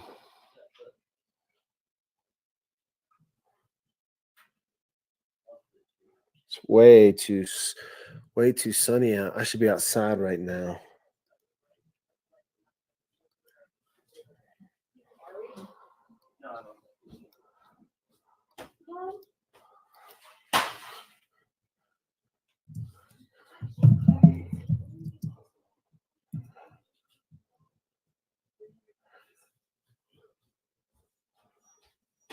Oh, come on. Oh, I'm sorry. Got distracted. What y'all say in chat? Check your phone. I wish 25. One thing for sure, the two things certain, they'll all meet their maker one day, MF, or she's going to get the max. I'm done with the Patrick Frazee case. People are asking about the dude, she got 3 years. She might do 9 months. What else? Let me look through here. 1 year, 18 months up to court. Let me see. Okay, so they argued over this aggravated law, and it went back to like 80s and 90s cases, but it didn't matter in the end because the judge was like, it says I get to do it. That's potential. This is actual sentence. Actual sentence comes from the judge. Hey, I'm the judge. Comes from the court. I'm the court. Hey, guess what? I get to tell you what happens. So I'm trying to look through the notes. Yeah. Okay, here's something. In KK's pre-sentencing evaluation, like her PSI, she goes to probation. She had to go to probation and get an interview. They said she was disingenuous and are not remorseful and a bad attitude. And they refused her for ComCore. Now, the judge said he didn't agree with that, but he didn't care because he was sentencing her because he can sentence her to anything. He said maximum. Maximum 3 years. 1 year of parole. Mandatory. We go outside. We have a little press conference. Could be as little as 9 months. They talked good. They wanted to play her as the victim.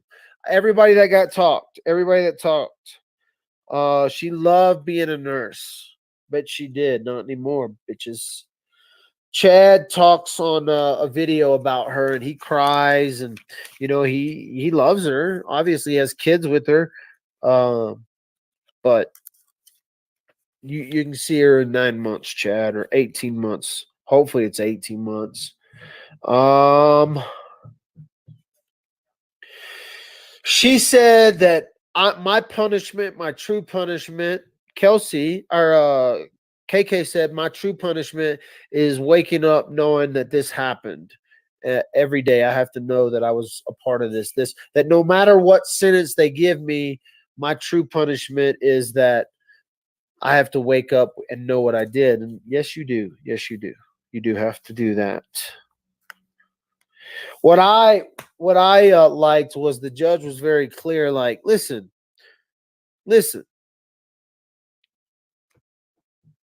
You knew what you were doing. You did this, and this, and you did it all on your free will. Dan May stood up and said, you looked Kelsey in the eyes and handed her a cup of coffee. He said, you stood across from her. You held her daughter. You took care of her daughter. Dan May couldn't even hold himself together. This is a man who's been a DA for a minute, who's in a lot of cases. He couldn't hold himself together. Kelsey's dad was trembling. I can't even imagine the fear and the whatever's going through, because all they wanted to talk about how she was scared. It was her idea. The cell phone shit was her idea. She told Patrick, what are you doing? Why do you have the cell phones together? Give me one. I'll go to Sonic and get us some food. It was her idea. She got done cleaning. She separated the phones. She texted the DOS people. She texted Kelsey's mother. She composed herself enough to write a text to Kelsey's mother. Dan May let him have it.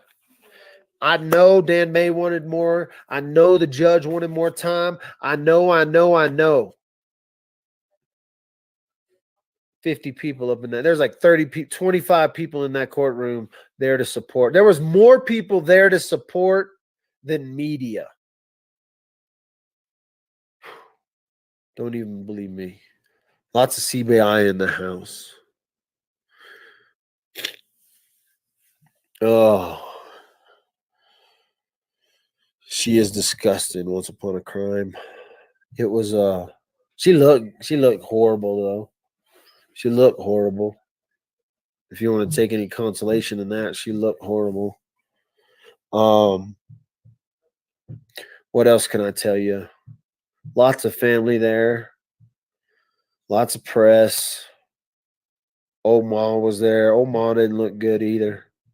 She looked like she was a beat. You know, she just doesn't look good. She looked like she's declining quickly.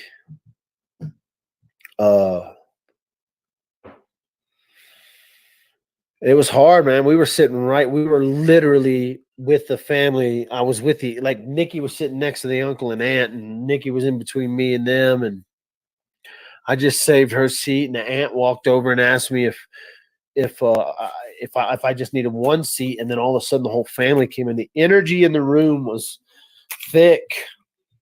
It was thick. Drama Deb was there. That was interesting. She had a couple other people with her, a couple other drama folks, I guess. People I've seen at the whole thing. So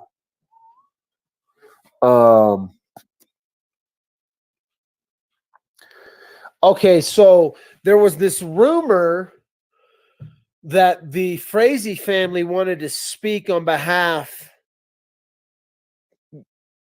about Krystal, but Dan May was like, no. So if you hear the rumor that Patrick Frazee or the Frazee family wanted to speak at this hearing, they asked Dan May about it, and he was like, no, we would have known about it. No, they didn't want to speak. No.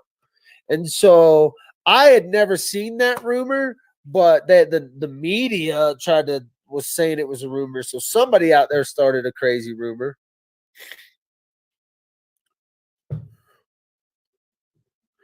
All right. So the solicitation, Pam, what happened is they turned that over to the 14th district, judicial district, because Dan May said his name was on that list. And so they turned that over to a different district, and it's being looked into, and whatever they decide to do with it. So the truth is, old Ma still could be getting charges, or it could kind of fizzle out because they're not really worried about putting an old lady in jail.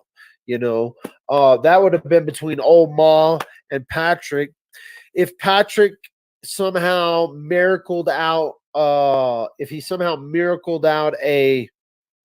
appeal, and then somehow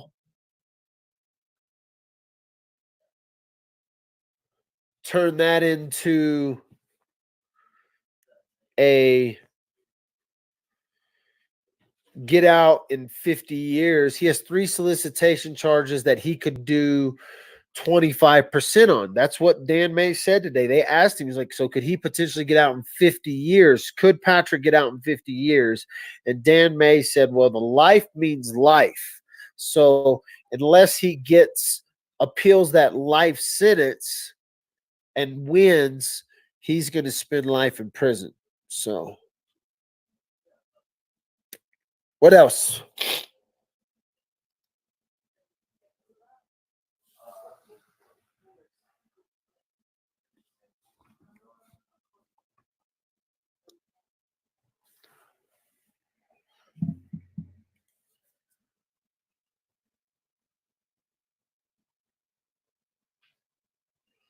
Oh, we will. If Patrick gets out, or if KK gets out, my phone will get an alert. So it'll get an alert from multiple folks. Who were the witnesses? The witnesses were one of KK's friends from 4-H.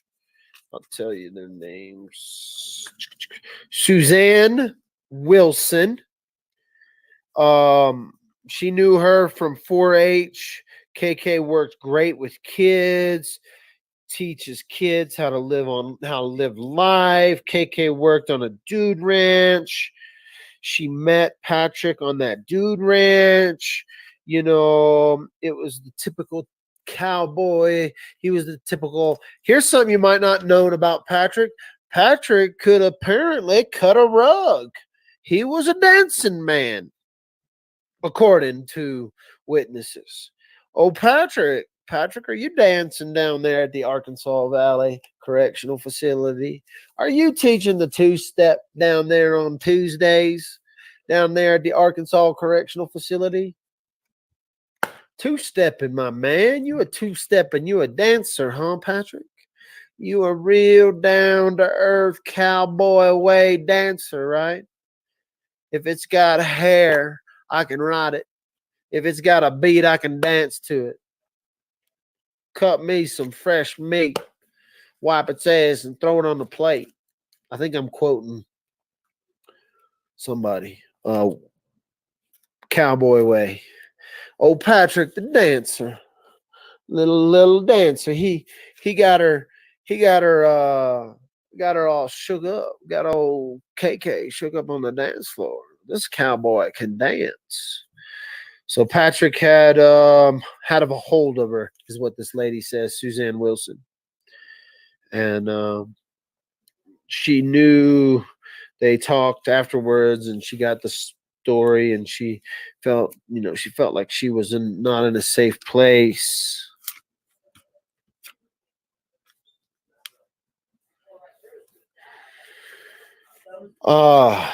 Nikki asked the question, I wonder if there is text proof of threats to her kids, but they didn't show any text stuff.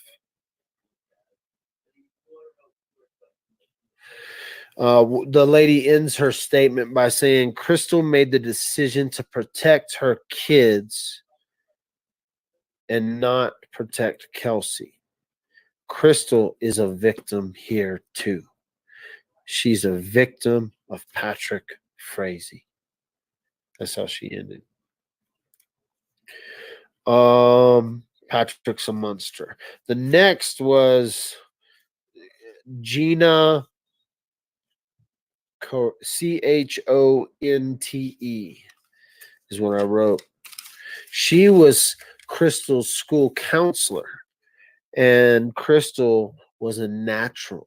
We put Krystal in a special high school program where she was like a helper to kids, and she would help. She was natural. She was trusted.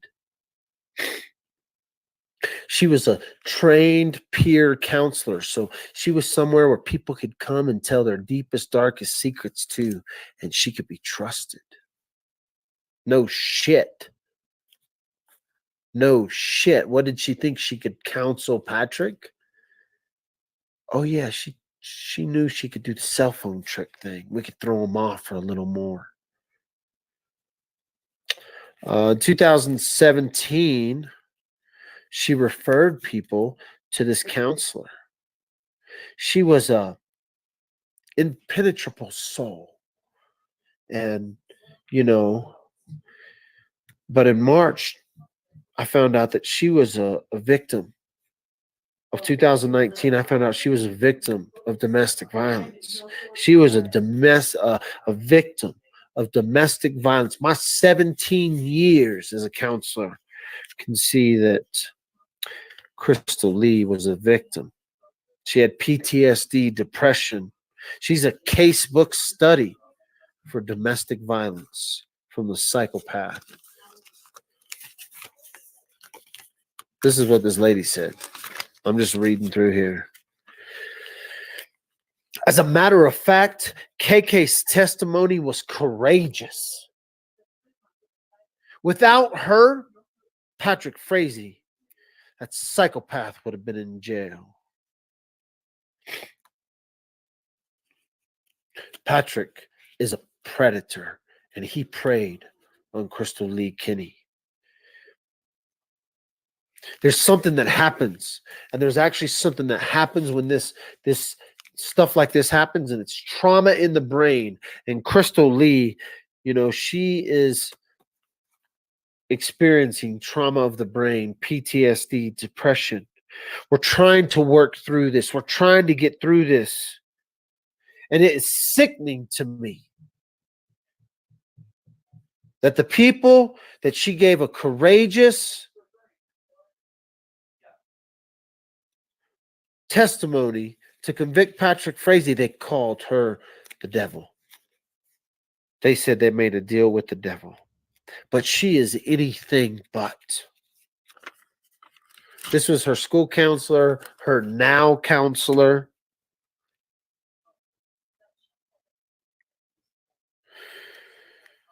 She was courageous in bringing this predator to justice. As a matter of fact, she has a great idea. And I can tell you that she's been looking into prisons. And she says,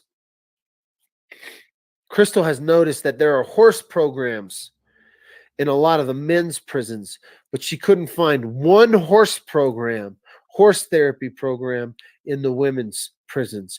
And Krystal could really, by this time, this was the Krystal show. They were trying to paint her out as the victim, and now they were trying to milk everybody up. I mean, this is it. Look, horse therapy. I ain't making this stuff up. These are my little notes here.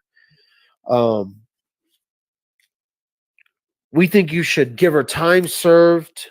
She should do this horse therapy program. She has the means to do it. We could do it, is what she said. So she will take on some of Krystal's sentence. We can make this horse therapy thing work, and Krystal can be the poster child. It was the Krystal show, folks. This is a great opportunity that she can bring and help others. She's called to be in this place. She was picked for this place. She goes on. I had to stop. I was like, I can't even freaking read this. I can't even write. And she went off on all this, and she was a victim, whatever. So then Sheena, Shena Bingham. Y'all probably know who that is. Bingham. She got up to talk. Now, she also talked on the video. And so she was in the video. She's known Krystal for 24 years. This Bingham girl had a cleaning business with KK's mom. They were partners with this girl, her and then this other partner in crime. So this girl was full of it too. She talked about the Dude Ranch. She talked about how Krystal was involved in this Wild West show, and she excelled at rope tricks and whip tricks. Hey girls down at the women's facility in Canyon City, if you're into that bondage stuff, Krystal Lee Kenny is into some whip tricks. That's what the lady tells us. She's doing this as a character witness. Oh my God. I can't believe she even said this. She hung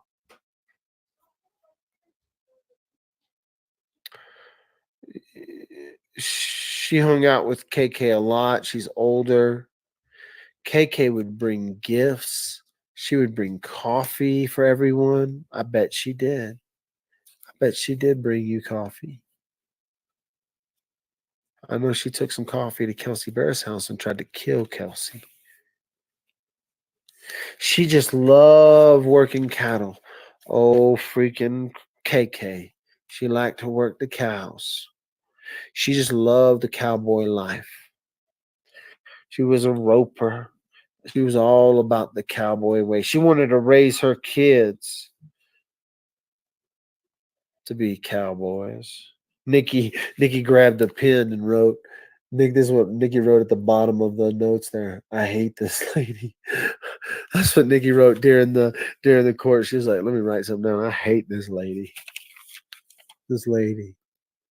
This is what she testified. Let's see.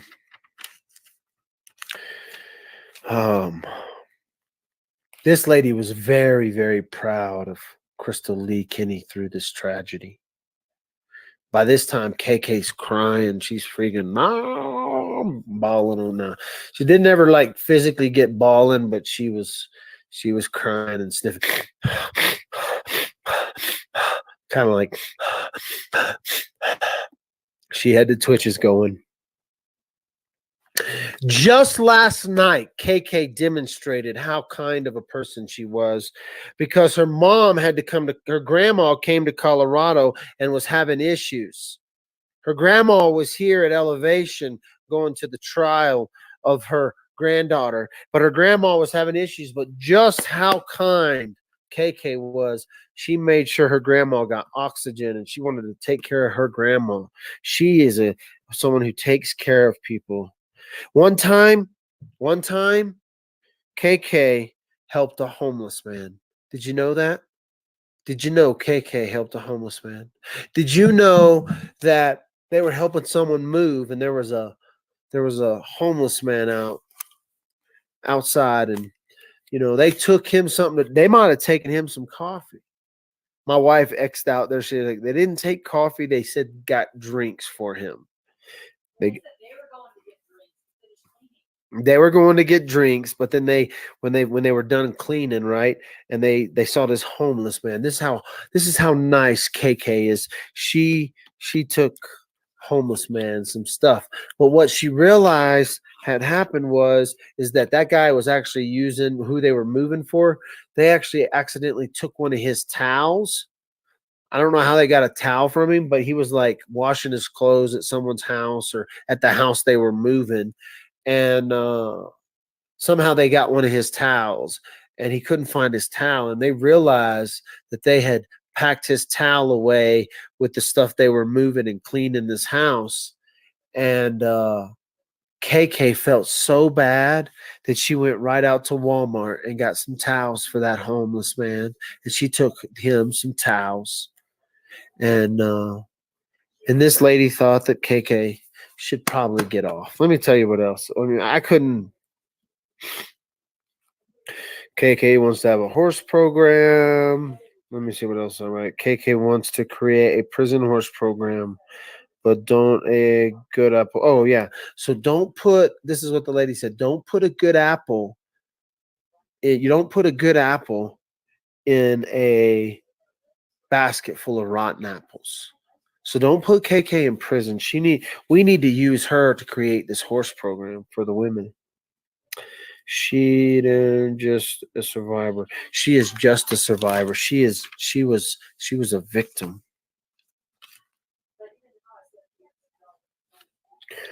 All right.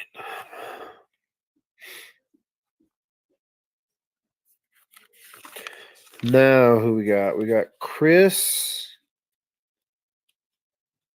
All right. So they had 3 witnesses. They had a whole list of people who wanted to read letters, but those people wrote letters, and the judge said that they got letter upon letter upon letter upon letter about KK. He said it's the most letters he's ever gotten in any case about a victim, about a criminal. And so maybe anyway, so sentencing came. Now it was the time for the victim, Kelsey's character witnesses, Kelsey's the impact letters to be read. And so she was peacocking in court. She did the peacocking when she got up to read a statement, because she got up and read a statement, and I'm going to tell you about that statement too. Let me see here. Kelsey. Okay, this guy worked with Kelsey, and this guy basically, he like reminds the judge, hey judge, this lady texted our offices and said she wasn't going to be in. She texted Cheryl Barris' office. I texted this phone 3 or 4 times to try to get a hold of Kelsey, and this girl had this phone at the time, and so you got to understand that this guy got up and was like, this girl was using this phone to create and commit crimes. And so he talks about being at a Christmas party, and all they could do is sit around and watch the press conference. They were at a Christmas party when they were watching the press conference of the Kelsey Barrett is missing, and she went to a missing person, and it was the first press conference. They're all they were at when they're watching the press conference right after Patrick's been arrested, and so then they have to hear the news from the press conference that Kelsey is probably no longer with us, and different things. So Chris goes through those emotions and how what Krystal did helped, and how it was a choice she made, and all those things. And so I thought Chris was a great witness. He also talked about Kelsey and her desk and her office space and different things. Nikki's written down a lot of stuff. Okay, so then Chris gets up. Then one of the attorneys, the red-headed female attorney, I can't remember her name. She's got like red curly hair, not Veman, but the other DA. She gets up and reads an impact letter from Cheryl and Daryl. But Daryl was sitting on the front row too. And they read the impact letter. It's very impactful. It's very, very heartfelt. I've cried at least twice during this dang thing. And I was crying during today for sure. And she read the impact letter, and then Daryl got up and spoke off the cuff and didn't have anything and didn't have any letters. And he spoke to the court. He looked at her and looked at the judge. He didn't even spell his name. The judge was asking everybody to like say and spell their name. And Daryl walked up and said, "You know who I am, and you know how to spell my name. This is what I want to say." And he said he didn't. So he didn't even, he wasn't giving her any respect. And frankly, he wasn't, in a sense, he was up there, wanted to make sure that the judge understood what happened. And don't be listening to this BS today. This woman helped kill my daughter, and you need to do what's right. And so he basically even said that when you kind of tell the judge, I ain't even going to spell my name, you know who I am. And you're almost telling the judge, in a sense, you're listening to me because I'm being a little bit disrespectful, but I'm also being disrespectful because I also know what's about to happen. And so you could tell that there was an energy from Daryl that like, you better bring some justice here.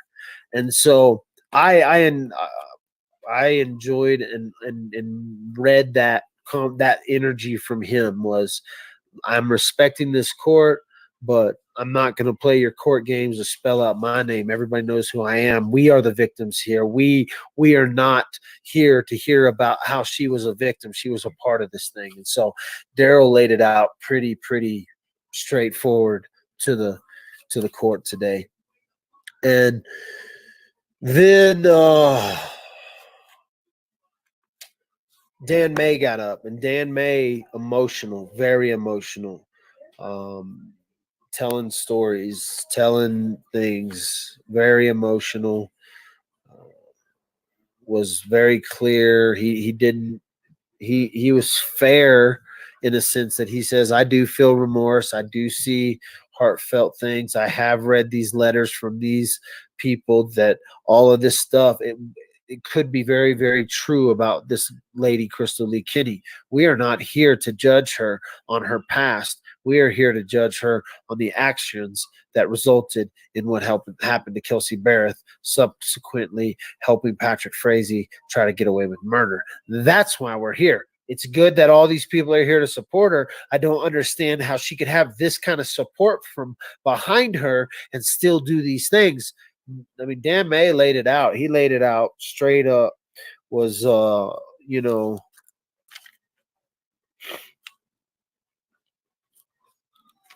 something to be noted was there was a calendar I'm going to jump back here to Chris from DOS.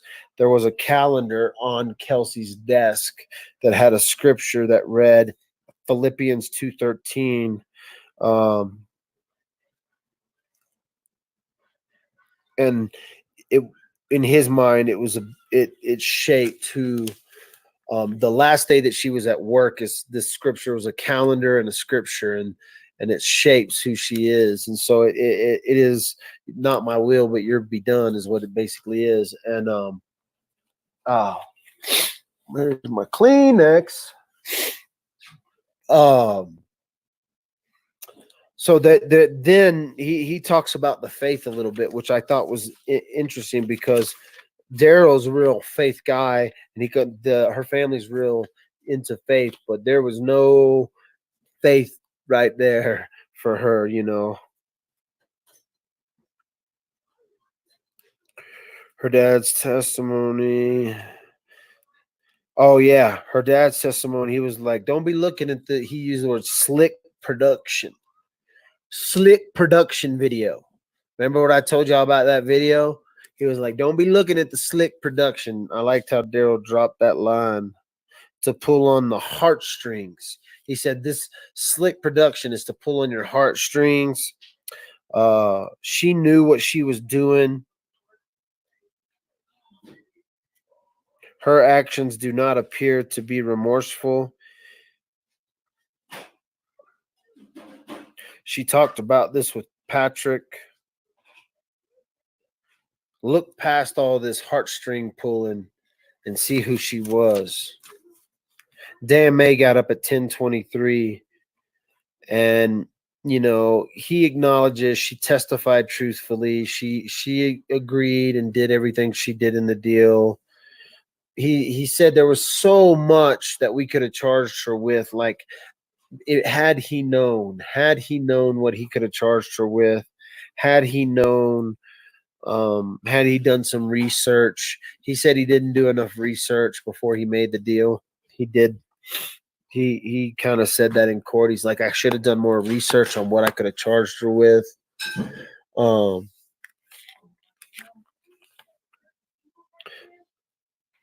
He could have maybe got her with a class 3 or a 4 felony tampering.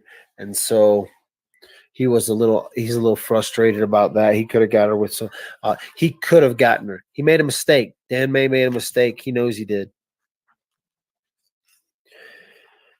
She didn't receive any extra charges because of her honest testimony, because everything was able to be corroborated. She wasn't charged with soliciting because Patrick was soliciting her.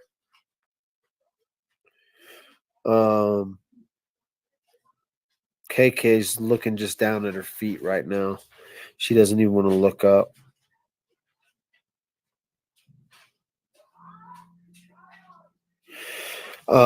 He talks about how most of us never met Kelsey, but KK did.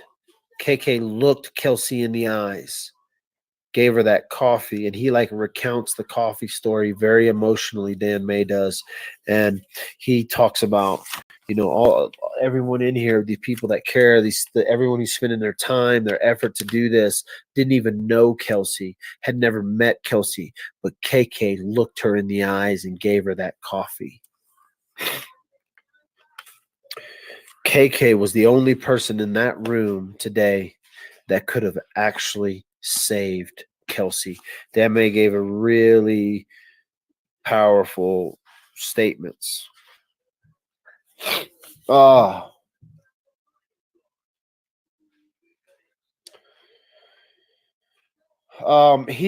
went through a bunch of stuff, like you don't have to be a moral person. It's not against the law to be not moral. You can, in the state of Colorado, you can actually watch a crime go down, and if you don't report it, you don't break any laws. You can watch somebody get murdered right in front of you and drive off, and if you don't report it, you're not breaking any laws. So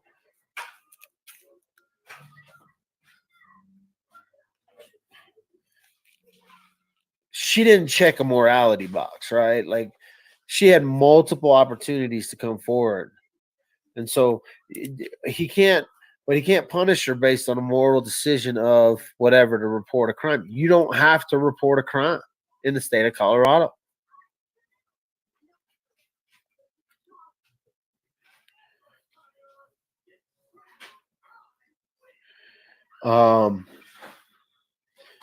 He basically says, look, she was a nurse. She knows she could have got protection. If she really feared Patrick Frazee, she could have come forward. She takes an oath not to do harm. He goes through a bunch of stuff about Kelsey, all the decisions she made. She did this. She did that. She came up with the idea to move this phone. She said, let me go to Sonic. She did that, this whole basis of fear, and, it kind of goes out the window because on certain aspects, he's like, tampering with evidence a lot of times is a compulsive thing to happen. You're scared. You don't know what happens. You were there. Boom. Boom. You tampered with evidence. Now you're facing the crime. But this tampering of evidence was cold, calculated, deliberate, I believe is what the judge said. And so he'd take note of that. He made note. They note the jailhouse stuff. They talk about the jailhouse letters. Then, all right. So then her attorney and KK get up to the stand. And they basically go, she's minimal risk. She's not going to reoffend. Don't forget, without KK, you never would have been putting PF Patrick in jail. He'd be out on the streets today if KK wasn't around. KK, Krystal Lee's courage, and she had a courageous testimony, and she's grateful to be alive. This is what her attorney's saying.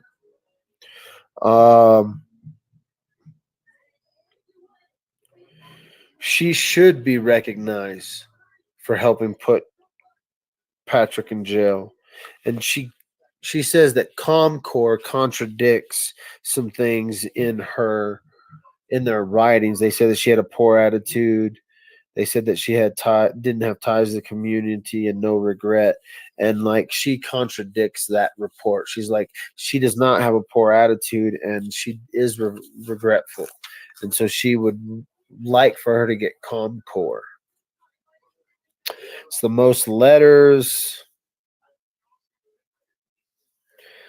But the court doesn't have the option for ComCore. So they kind of take the option. She takes the option of ComCore off. She says, okay, it's prison or probation. And we recommend prison. We recommend probation is what she says. She has to live every day with what she did to Kelsey. That's her true punishment. We also feel 1 year with the doctor minimum. If she's got to do jail time, we feel like 1 year at maximum. She shows remorse. She helped. If it was without her, they would have never got Patrick. This is what her attorney's saying at the final stages right before the judge speaks. At this point, Kelsey's dad trembling. He is trembling. He's shaking. She basically says people need KK. Krystal says, these are Nikki's notes. Now I got Nikki's notes, so I'm going to read Nikki's notes. This is what Krystal Lee says. So many things I want to say. I'm forever grateful for my friends and my family getting through this. I can't express how sorry I am. I can't express the nightmares.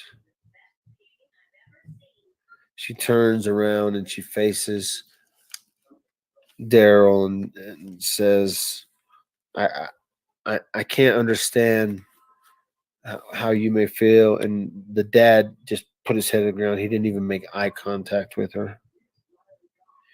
She's trying to show how remorseful she was. I'm sorry I let my emotions make choices she made. She's like, I'm sorry I let my emotions make these choices. I was scared. I was fearful. I'm sorry I justified my actions based on my assumptions, implying some for,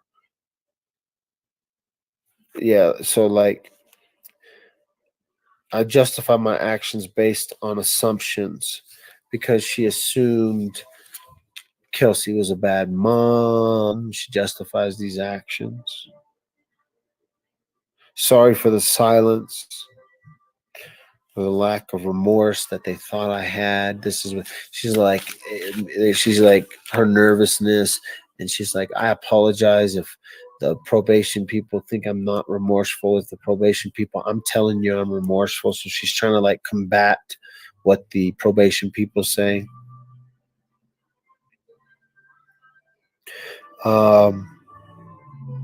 She turns and says, I'm sorry I didn't save Kelsey. And then that's all she kind of says. And then the attorney says some more stuff. Please consider the facts.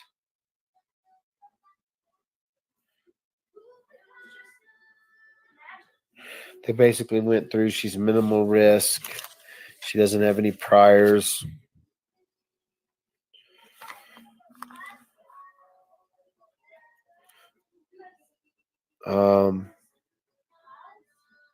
She begs the court for punishment to be fair.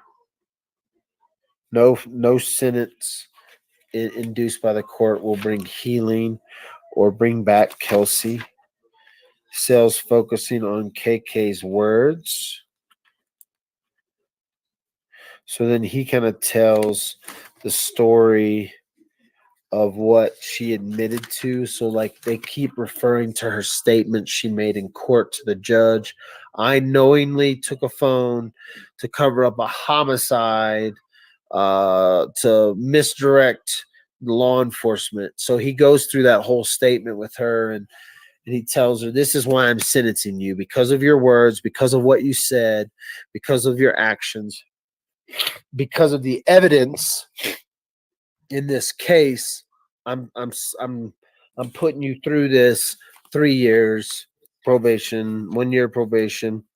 This is where it gets interesting, okay? So then he says recess. We're going into recess. She is to remain, and then he says recess, she's to remain in custody. They put her in custody. And then so when he says recess, I politely pick up my stuff and I slowly walk out. Very little noise, didn't make any noise. As soon as I got up and started walking out, press, boom, they started following me, right? They knew I was going to report what had just happened, and you have to get outside to report it officially.